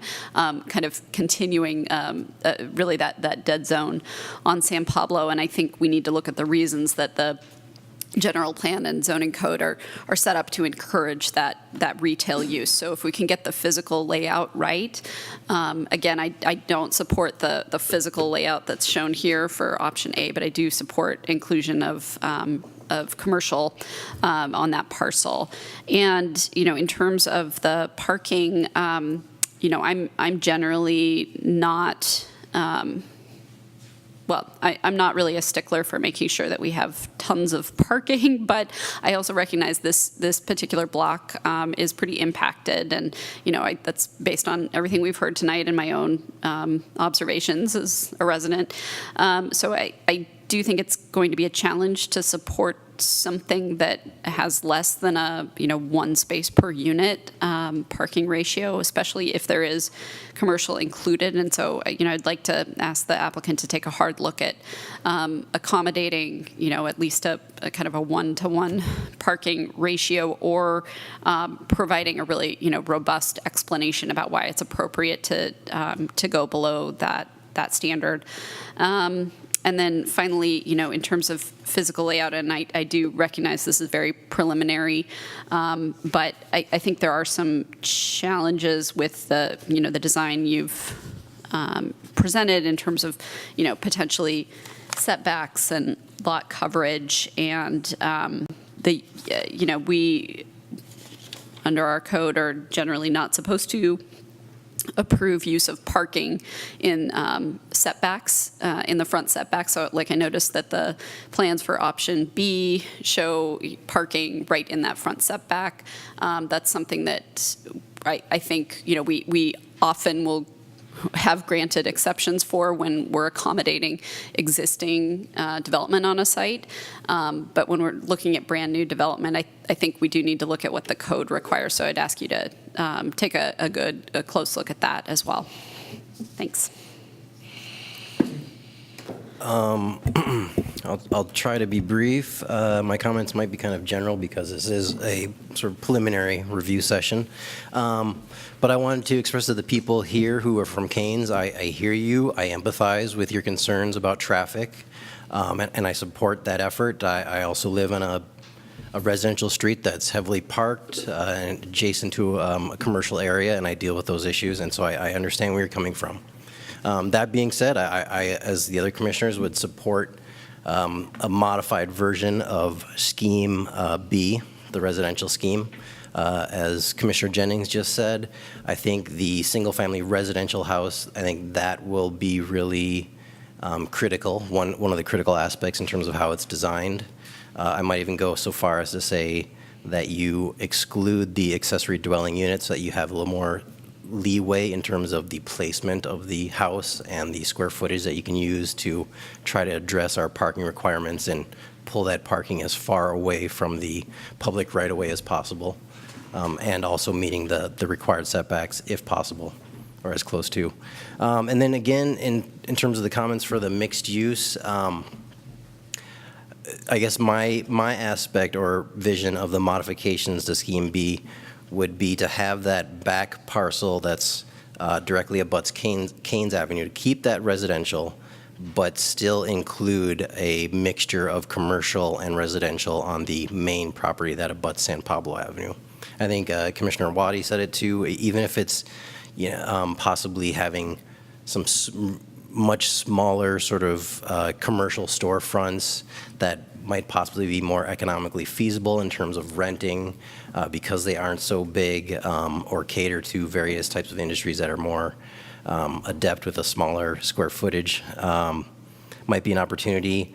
And I mean, if that's going to be the case, then I don't think there's any way to avoid having the parking access that building from San Pablo Avenue. And I mean, Commissioner Donaldson mentioned a few projects where we have that mixed use on San Pablo Avenue, and also one of the projects, 727 San Pablo Avenue, has that mixed use residential above commercial with parking access directly from San Pablo Avenue.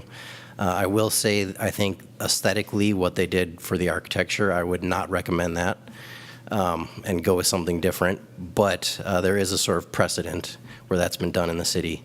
I do think we need to try to keep that commercial aspect of the San Pablo Avenue parcel, just because that's our overriding sort of general approach to San Pablo Avenue as being one of our two main commercial thoroughfares. And so I think if we start to piecemeal erode at that by only having purely residential, we start to get away from the historical focus of our town and its development. So yeah, and I'm open to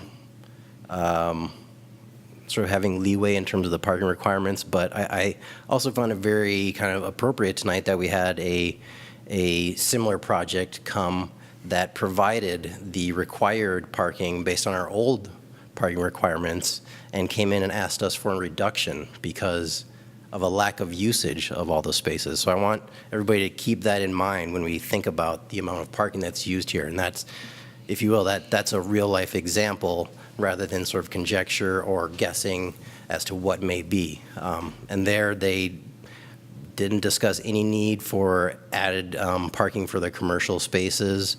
And as if you were here during that discussion, they talked about actually an excess of spaces. So I like to also keep that in mind too. And those are really my main comments, I think, for the applicant to kind of push this forward, if you will. Thank you. I'll go through. I had a few comments on some of what the speakers said, clarifying, and then my comments on the project. I think the analysis where someone mentioned, the former commissioner was saying that when they looked at it, they came up with 38 to 42 parking stalls. That's a real exaggeration. If you look at every bedroom and apply a car on that, then if you look at all the houses in Albany, that it just wouldn't work. That would require 4 spots for every car for every house with 4 bedrooms. So I don't think it's a fair analysis. As I mentioned, an ADA unit, those are kind of state. You can put an ADA unit onto your house, and the state allows it without having to put parking. So it's almost a parking exception addition that the state overrides the local codes on. A lot of people claimed that they couldn't park in front of their house. I kept thinking, well, why don't you park in your driveway? And I know some places it's difficult. The houses are too close and you overlap. That's occasion happens, but a lot of times it's not the situation. There's some other conflict. So we all have to deal with the fact that we don't own the lot in front of our house. My wife's a major portion of, she thinks she owns that, but anyway, the project, we always debate that. So I know how you kind of get possessive of that spot, but it's not yours. But given that, looking at these projects, I do think the cut through from Keynes right through option A doesn't look like a good deal for anybody, really. It just provides too much temptation to shoot through. Even though if they could gate it, that might help, but still you're getting a lot more traffic that maybe isn't necessarily needed on Keynes. So looking at option 2, which I like, but I think there's opportunities for redeveloping that ground floor with parking and still get a little retail. I haven't done the numbers, you have, so I'm just looking at it visually, but it looks like something can happen there and get a little bit of retail. The comment was brought that the retail on Solano on San Pablo isn't being used very well, and that's true. That is always the balance, but just walking by a bunch of driveway entrances and parking spots is not an attractive use for San Pablo, or not attractive aesthetic feature of San Pablo. The zoning amendments that were discussed a few weeks ago looked at San Pablo as sort of a vehicle commercial strip, and Solano was more of a pedestrian strip. So the vehicle pedestrian strip kind of reinforces the idea you drive your car there, park it, jump out, and go to a use. So I'm not sure what that plays in this, but it's kind of what we were discussing a few weeks ago.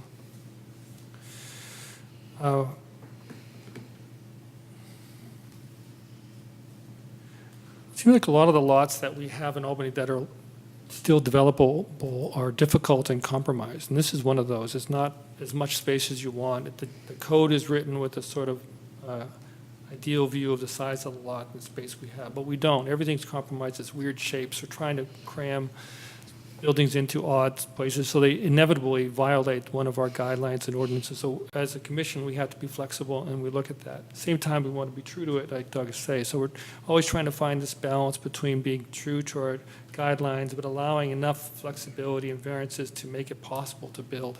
And that's kind of, I think, what we're running into here. But given that, I think that's, I guess, our input for you. Any last comments? I have one more comment. Commissioner Giesenfield talked about the ADU. I didn't say anything about that because I didn't have any problem with it. I thought, well, that looks like a good option, design option to me. That looked fine, a single-family home and an ADU. Eric said, well, I don't know about the ADU, and it does require a front yard parking exception, as Commissioner Jennings pointed out as well. So I've been thinking about it more as I've been sitting here. And what occurs to me is that single-family home with the ADU in the back will probably only be less than 15 feet high. And this is an R3 zone. You can go higher. And so it would be, I would hate to see just one unit go in there. I felt comfortable with 2. But if you don't do an ADU there, then you can go up another level, and you could put a duplex in there, and probably locate it on the lot so that you accommodate the parking. A parking requirement, no, I'm not sure if it'd go up or not. I don't think it would. It might. So you'd have to deal with that, have to address that. But anyway, because you're just talking about a small single-family home on a very small lot there, I think you can go up. and you have other design options and things to think about for that parcel if it's going to be an independent residential area. I hate to see you losing that ADU. Mhm. Yeah, I agree. Okay. So that's, I guess that concludes our discussion and input on this matter. Thank you. Okay.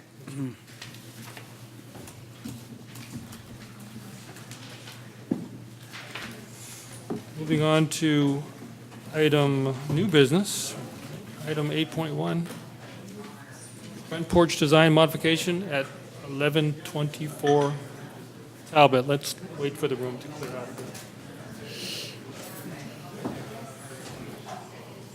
Take a minute to clear out here. Maybe ask them to leave if they linger. They're going pretty well. Using the stuff that's there.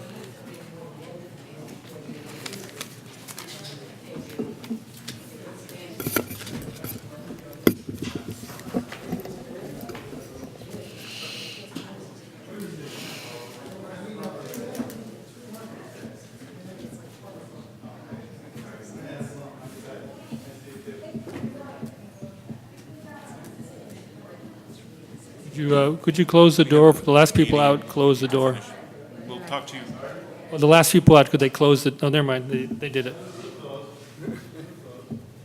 Okay, so back on to item 8-1, new business, front porch design modification at 1124 Talbot. Ann, would you? Yes. So as was noted at the beginning of the meeting, you've had some ex parte communications with the project architect for this property. For your purposes tonight, this is a discussion item. Just to give you a little background on this, the subject property is listed on the National Register of Historic Places. It's the only building in town that is on the National Register. The commission granted approval on April 26, 2017 for design review parking reduction and conditional use permit for a second-story addition with the standard conditions of approval. A building permit was issued for the project on February 23, 2018, and construction commenced. The homeowner applied for an amendment to the building permit on June 8th of this year, and staff ministerially approved the change as a revision to the building permit a few days later. So to give you some context, this is a photo of the house that was included in the original submittal that was filed as part of the Planning Commission review in 2017. So this is effectively a pre-construction photo. And this is a photo of the home under construction taken last Friday. The issue in question are these columns here. As part of the construction, the columns were basically discovered during a portion of the front porch demolition, and there were capital details that were discovered. The homeowner, in their amendment to the building permit, asked to relocate the posts over so that these side lights would have visibility from the street, and then they will do basically a low guardrail across. This is a side view of it. You can see these are the capital details, a bracket here, and the post relocated. Here it is again, so you can see the other side. And then it's just a photo of the decorative bracing that was taken down from the exterior of the house. They're all at different dimensions as they're, installed at different portions of the exterior. So for your purposes this evening, both the project architect is here as well as the property owner to address the commission on these changes. Thank you. Any questions of staff? I have one question. You mentioned a low guardrail being installed or constructed. Is that one proposed or planned? Yeah, I can bring up that detail in the revision. Okay. I have a couple questions. First off, I know this was presented to us as a discussion item, and I'm a little confused about what that means and what, if anything, is within our purview to do about said discussion. That I know that maybe that's a vague statement, but really, if you could just explain to me why we're hearing about this, I would appreciate that. I understand the confusion. This is out of the ordinary. Mm-hmm. I haven't had a situation my 12 years here like this.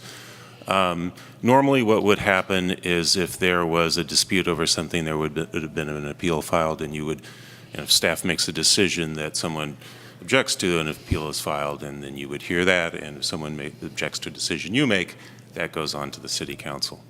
No appeals have been filed. We do think that the issues being raised are important for the commission to be aware of.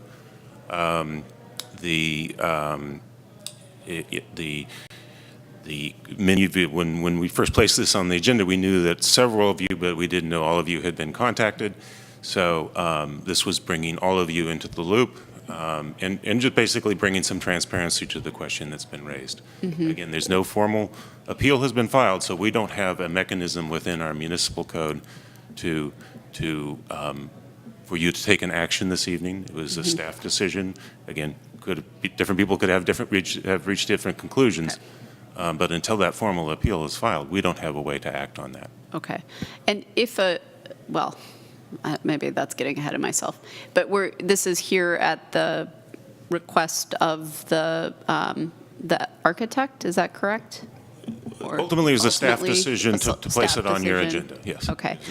And then I know the architect made some assertions about CEQA, and so I just was wondering and I wasn't on the commission when the project was originally approved. I don't think I was, at least I don't remember considering it before, but was there,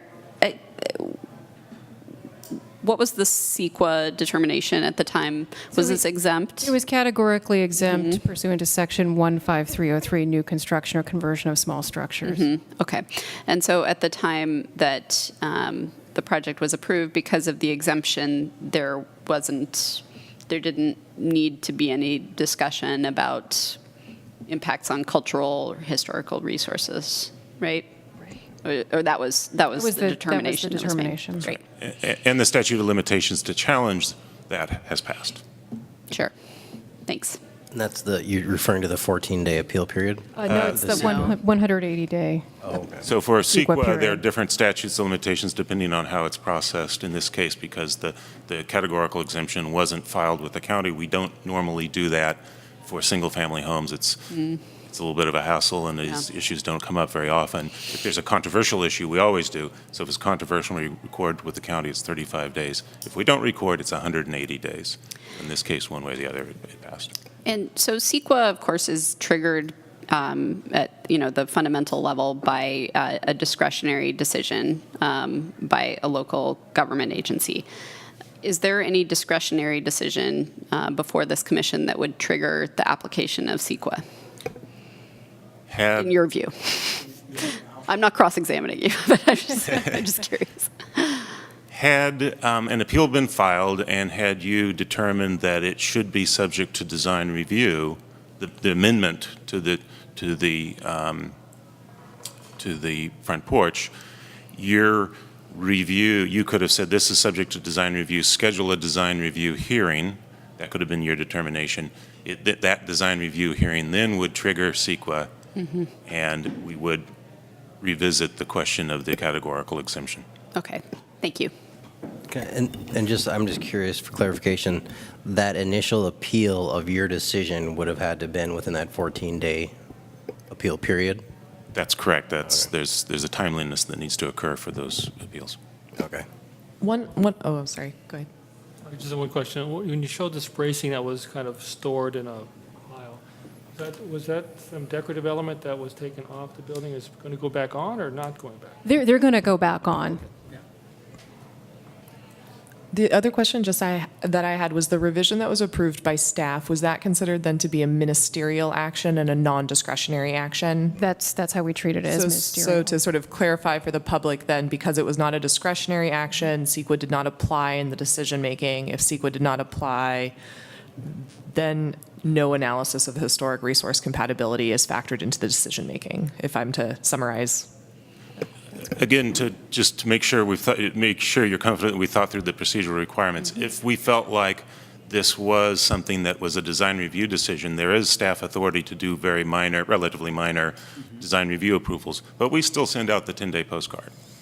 And had there been a major change to this project, we probably would have brought it to you, well, we certainly would have brought it to you, and there certainly would have been a 10-day notice that goes with any design reviews decision, that whether it's staff or commission, there's a formal public notice that goes with that. And sorry, one more question.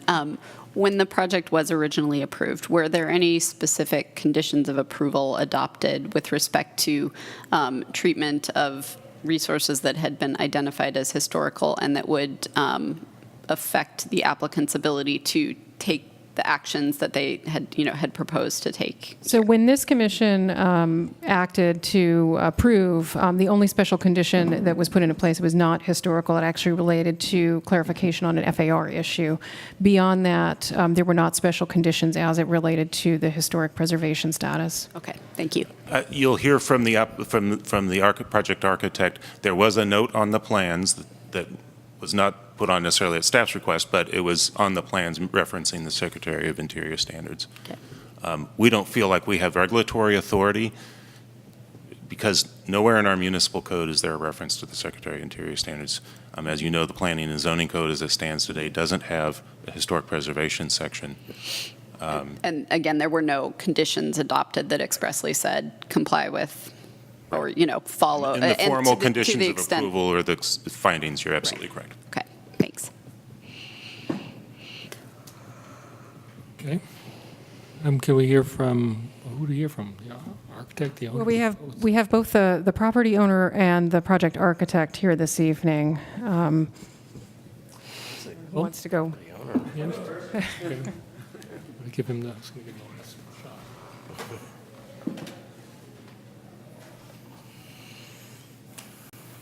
Hello, my name is Mark Lekas. I am the owner at 1124 Talbot, and my wife, Kara White-Tallis, is not here, but I am speaking on her behalf as well, and our two little children, Bob and Ted. Children, not children's.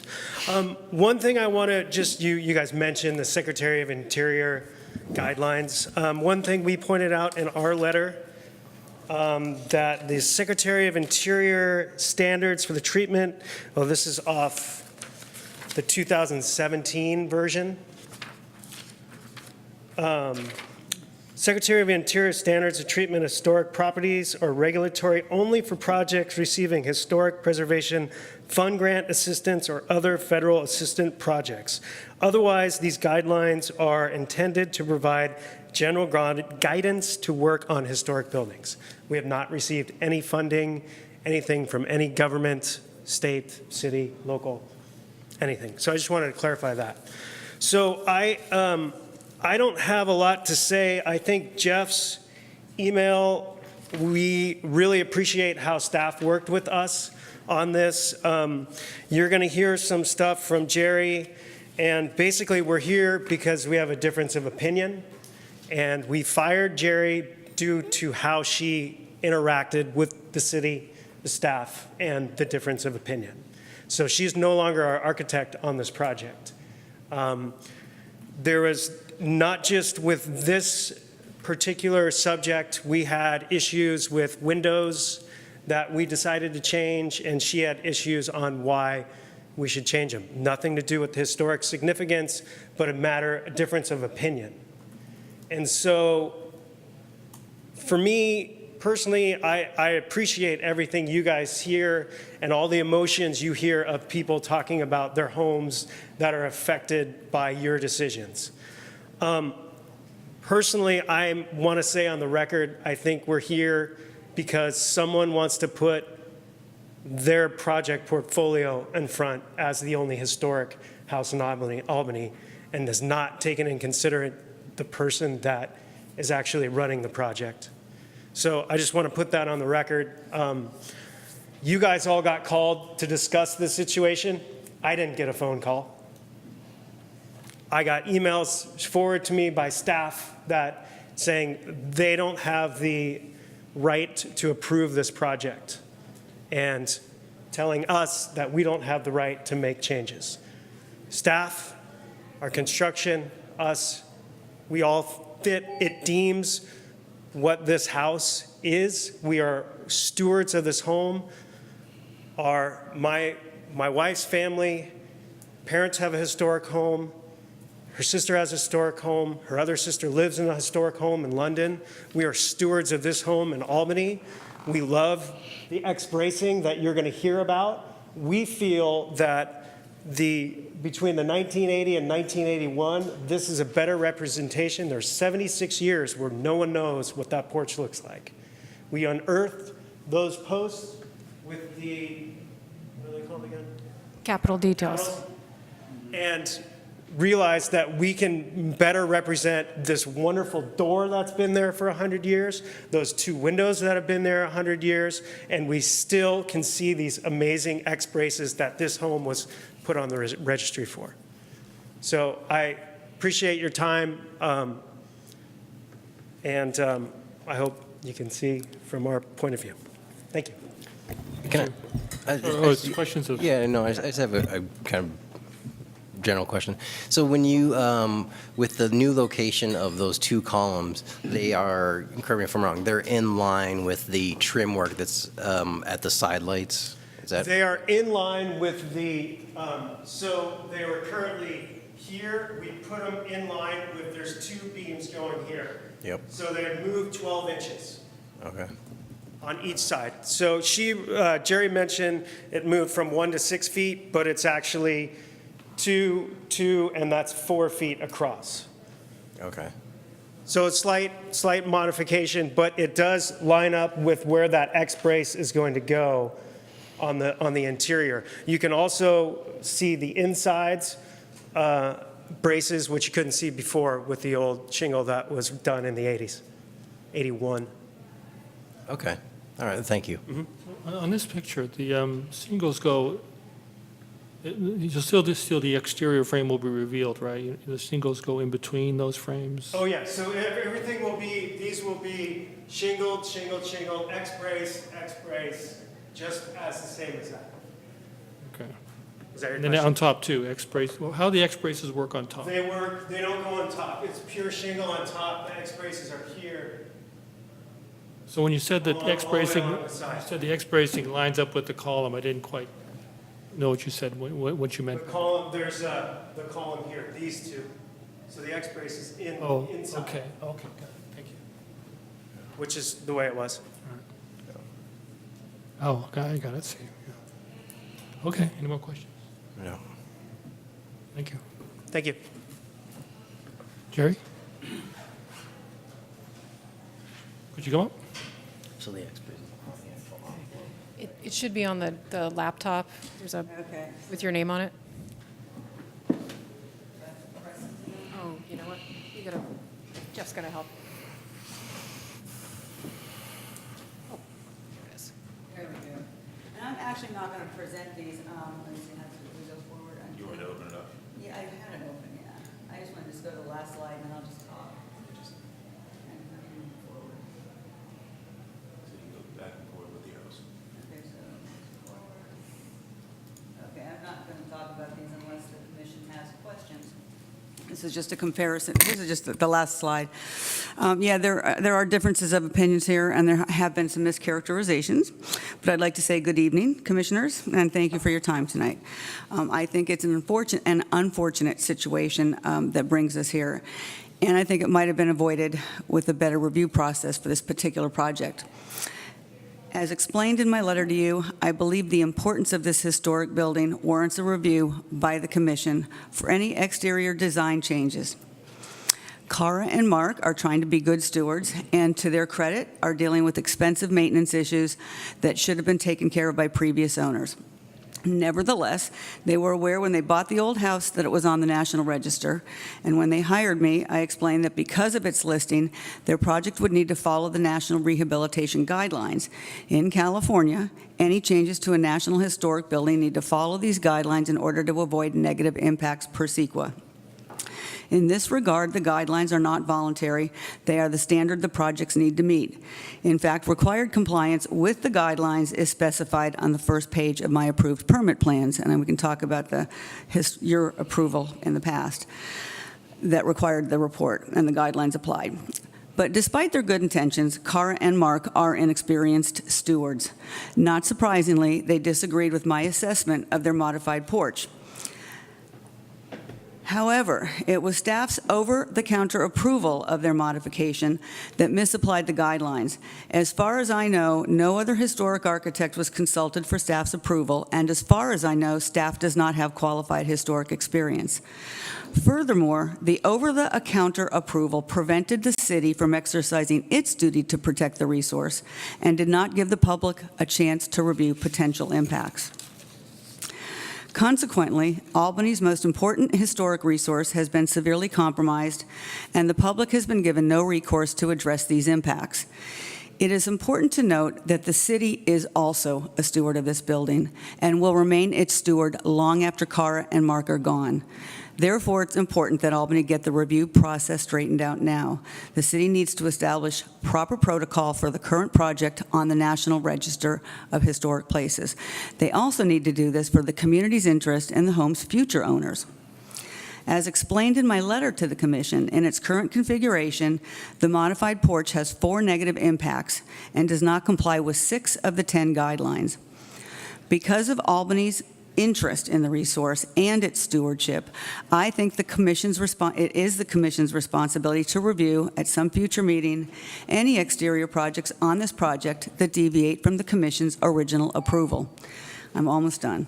The Commission should then determine whether the changes are negative impacts and if they can be avoided, mitigated, or reversed. Perhaps the city should even hire its own historic consultant. If the Commission thinks it might be appropriate to restore the porch, you should know that it would only take a few hours of carpenter time to do so. Future generations would then be able to view the special house with its original construction intact, which is what CEQA protection is for. Thank you for your consideration of this request, and if you'd like me to discuss any of the photographs, I would. I explain them in detail in my letter. I could respond to a couple things. I could wait for questions if anybody has any. Any questions? Jerry? Okay. Not at this moment, yeah. Okay. Thank you. Any comments? Sure, I'll start. So this one I'm a bit torn on, and I had a lengthy conversation with Jerry. I also had a lengthy conversation with Ann and Jeff about this, and I guess where I'm a bit torn is I do recognize that, I think the big picture question here at some level is I don't disagree with the property owner in that, do the changes look bad? No, I don't think the changes look bad from a design review perspective. I don't have a terrible concern. I understand the intent of why you want to widen it, sight lines, those sorts of issues. Where I get a little torn is whether we have adequately applied CEQA here, and that went to some of the questions about whether or not the revision that was signed off was a ministerial act or a discretionary act. If it were a discretionary act, CEQA applies. And where I disagree with the homeowner is that CEQA actually says, and I brought my nifty CEQA book from work, that there is Section 15331 is historic resource restoration and rehabilitation, where CEQA does require that historic properties basically follow the Secretary of the Interior standards. So although the standards apply nationally and only apply required at a national level when there's funding, for CEQA in California, they are the required implementation document for historic homes. So it is not an optional application of the guidelines. It is a mandatory application of the guidelines when CEQA applies. With that said, I think no one disagrees that this is a historic home. The real question is whether this change is considered a substantial adverse change to the significance of the historic resource. I mean, that's the crux of the question that CEQA asks. And part of the language in CEQA goes on to talk about, physical demolition, destruction, relocation, alteration of a resource or its immediate surrounding, such that the significance of the historic resource would be materially impaired. And materially impaired is, if it's demolishing or materially altering in an adverse manner physical characteristics of a historic resource that convey its historical significance. Those are judgment calls. And I think that is sort of the crux of the question here. cumulatively with all the other scopes of work that are going on, does this push it over the edge to where the historic resource no longer conveys its historical significance? And I think that would, playing this out, if this did apply and we did have to think about whether this was an impact, that's sort of where my train of thought goes. And that's where I get a little torn. I don't think that this is the perfect way of treating the historic resource, if that were the question in mind. I do agree very much with Jerry in that sense that the right way to treat a historic resource, if we're doing it in the purest of senses, is to not alter original features, not add details like capitals where they didn't precisely exist before. So I'm not just saying, oh, they existed over here, let's apply them here. So from that perspective, I very much agree with Jerry. From the perspective of, does this, though, materially impair us being able to convey that this is a special building for special reasons? I can't quite make that leap on this project. And so again, I think I'm still a little confused as to whether CEQA even applies on this project. I haven't totally gotten that question, but if it did and we had to go there, I guess that's sort of the train of thought that I have right now. So I don't have a hard and fast conclusion, but I definitely understand sort of both perspectives, and those are my comments. So, I have an opinion about, I thought that was a great analysis, thank you. I guess, fundamentally, the assertion that CEQA applies to every project is just false. You can't say that. And no, yeah, but it's just, and I'm sorry, I'm not trying to argue with you, but it's just not accurate. The question is whether there is a discretionary approval that would trigger this kind of analysis in the first place, and I don't see any, I haven't heard any kind of cogent analysis about there being some discretionary approval for which CEQA was supposed to be performed and was not performed.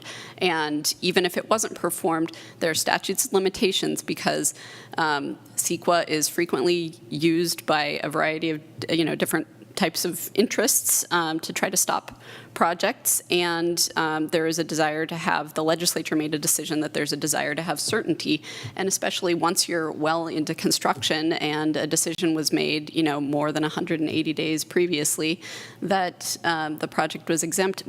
We even if we wanted to open this up for a discussion about whether there's a CEQA impact, it's completely inappropriate. Like, we cannot do it, and I feel very strongly about that. So I think it is, I think it's misleading to come to us and say that there is a CEQA impact that has not been considered here. I do appreciate that the architect feels very strongly about this, and is passionate and has tried to achieve what she feels is the best outcome for this house, and so I'm not discounting that at all. However, I just don't think this is an appropriate use of our time to have a discussion about something for which it's not clear to me that there's anything we could do even if we wanted to, and at the end of the day, I don't think this is something that within the meaning of CEQA, again, even assuming that applied, could be seen to have a material adverse effect on the significance of a historical resource. Thanks. And so I want to go back to Commissioner Wadi's comment, and I'm just curious if you're willing to, and maybe you might not even have an answer, but I'm curious if you are a San Francisco City and County planner, that if this project were to come to you in San Francisco, how you would ultimately decide if this was sort of material alteration of the project that you wouldn't approve, or if you figure kind of de minimis and it's not really a big issue. So I'm curious, to put you on the spot, sorry, how you'd feel about that.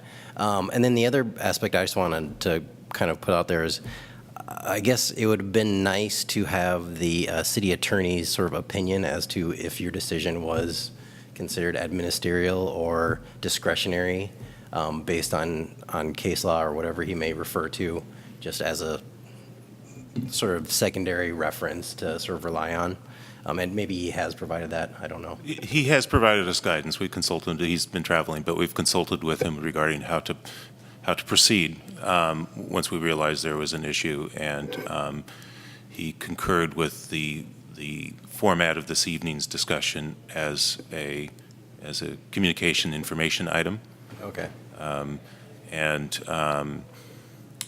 As Commissioner Jennings pointed out, he did confirm that there are some statutes of limitations that apply to all of us, including staff. If we approve something, there are limits to how far we can go back and reopen something. Mm-hmm. Others can appeal it, but we can't appeal ourselves. Mm-hmm. Okay.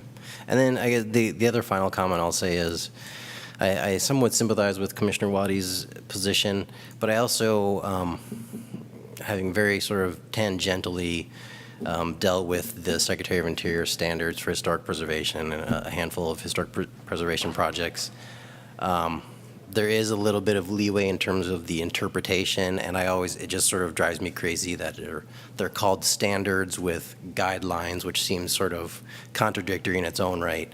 So, so that being said, I mean, I know the intent is to sort of preserve the historic structure, but at the same time, they are guidelines which allow for a little leeway based on the various types of projects, but as you said, it sometimes ends up boiling down to a sort of judgment call / interpretation of the rules and how to apply them. And so, yeah, I guess I'm kind of torn on it. So, yeah, I mean, to answer your question in San Francisco, and I'll preface all of this, I am not a historic preservation planner, but our organization, and I does and get involved with a lot of these, but San Francisco is very conservative on its application of historic preservation. It is a very hot topic in San Francisco, and I think most people, there's very strong opinions on both sides, but I think there's a general agreement that it's a fairly conservative application. With that said, I would say most folks who come in and develop in San Francisco will do what it takes to keep an exemption on the table and not have to go through a higher level of environmental review, especially for a single-family home. So in order to do that, we would typically, I would say, in a project like this, first of all, in San Francisco, every action is discretionary. And San Francisco is unique in its sense that everything's discretionary. So we do not have ministerial permits at all. So with that, any action that we would do, we would typically not allow changes to the historic fabric if those could be confirmed as truly the historic fabric. And again, we have some documentation here. I don't know if we have all documentation that exists. I mean, so we would typically go back and ask for a historic consultant report to prepare an analysis of what the character defining features are.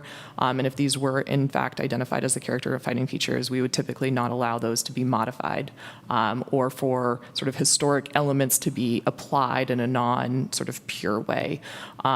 If somebody did argue with us and really wanted to do it, we would likely then go to a higher level of environmental document. And that's sort of where I was getting is if you did go to a higher level of environmental document, then the question is this really materially detrimental to the resource? And that's that does ultimately, if you go to a higher level environmental review, becomes a political question. And it's, are there overriding considerations? Or are there other policy issues that, if you went to an EIR, but no one would ever do that. Usually people say, we'll do what it takes to get an exemption, and they would keep the features as is. Okay. So. Well, thank you for that input. And as you said, obviously, it's not a apples-to-apples comparison with our process and how we review things. So yeah, and I guess the last kind of comment I'll just make is I do appreciate the property owners' efforts to sort of pull out the old historical character, and that you were uncovering the columns and exposing those caps rather than having it be shingled.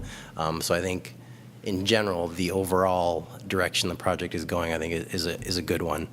And so, yeah, I don't know. Steve, you have any comments?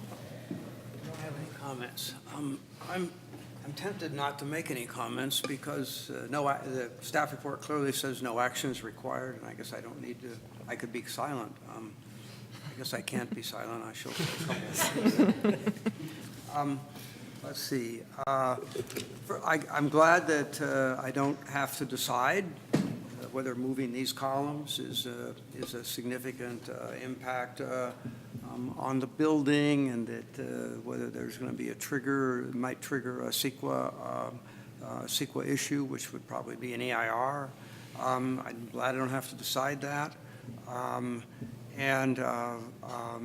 think that discussion on whether or not this would comply or not comply with the Secretary's guidelines would be a difficult discussion, and one that I really have put a lot of thought into, a lot more thought into, and I have read all the files on this and gone down to City Hall and looked at the drawings bigger and all of that.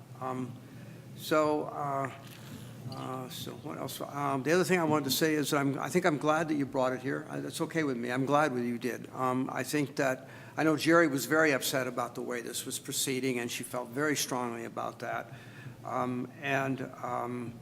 I think it's an inconvenience to the homeowner to have to go through this. I'm sorry about that, but I think it's was the right thing to do to bring it to the commission so we could hear. I'm glad we don't have to decide further. I think my bottom line is that, I mean, suppose even the city did make a mistake, and when they signed the drawing and said, oh yeah, okay, you can move those columns. Suppose that wasn't a mistake. It's final. I mean, cities can make mistakes, and it's done. It's done, and all the appeal periods have run. There's nothing that can be done about it. It is a final decision, even if the city did make a mistake here. So I say end of discussion as far as I'm concerned. I got an education tonight on the super. It's worth the wait. Yeah, it's like historic preservation. I don't feel qualified to respond to a lot of it, but one thing I did notice, the element that struck me most about this building was the post and beam construction, the exterior framing part of it. I don't think this change here, in my opinion, has altered that aspect. So if you drive by and look at the building, you're admiring that you can see a little bit, maybe the columns have changed, but the general exposed structure of the building's still there. So I don't see it really compromising that portion, which you mentioned as kind of the historical significant aspect of it. But I'm just saying this is not someone trained in historic preservation, so I may be way off, but that's my first hint at it. I was really impressed, and I felt for Jerry bringing this. I don't like to see the client-architect relationship dissolve, and I'm sorry it did, but I got to say I have a lot of respect for you, Jerry, pushing it this far, and got my reason. But I have to side on this one. I don't think it's that significant to allow some kind of effort to repeal it. I don't see it. But then to counter what I just said, one of the reasons I think when it was put before us, we sort of relaxed because we knew Jerry was on the job and she would be looking at the historic aspect of it. So we kind of, if it was somebody who wasn't, with all respect as Jerry, we might have been more on it and maybe had more notes required. So I think a little bit of the slippage was the fact we trusted it over. So as my comments, we don't have to make any vote. Anything else? So what do we do for that? We have discussed. Aired it? Can we conclude? Yeah, right. We're on the next item, I guess. Thank you. So moving on to item 9, announcements and communications. Nothing. Yeah, we don't have anything for announcements other than after tonight's meeting, you're on your August recess, so we'll see you again after Labor Day. August is a free month. August is a quiet month, so the city cancels all of the regularly scheduled meetings, so you can have a respite from your Wednesday evening schedule. Who's going on vacation?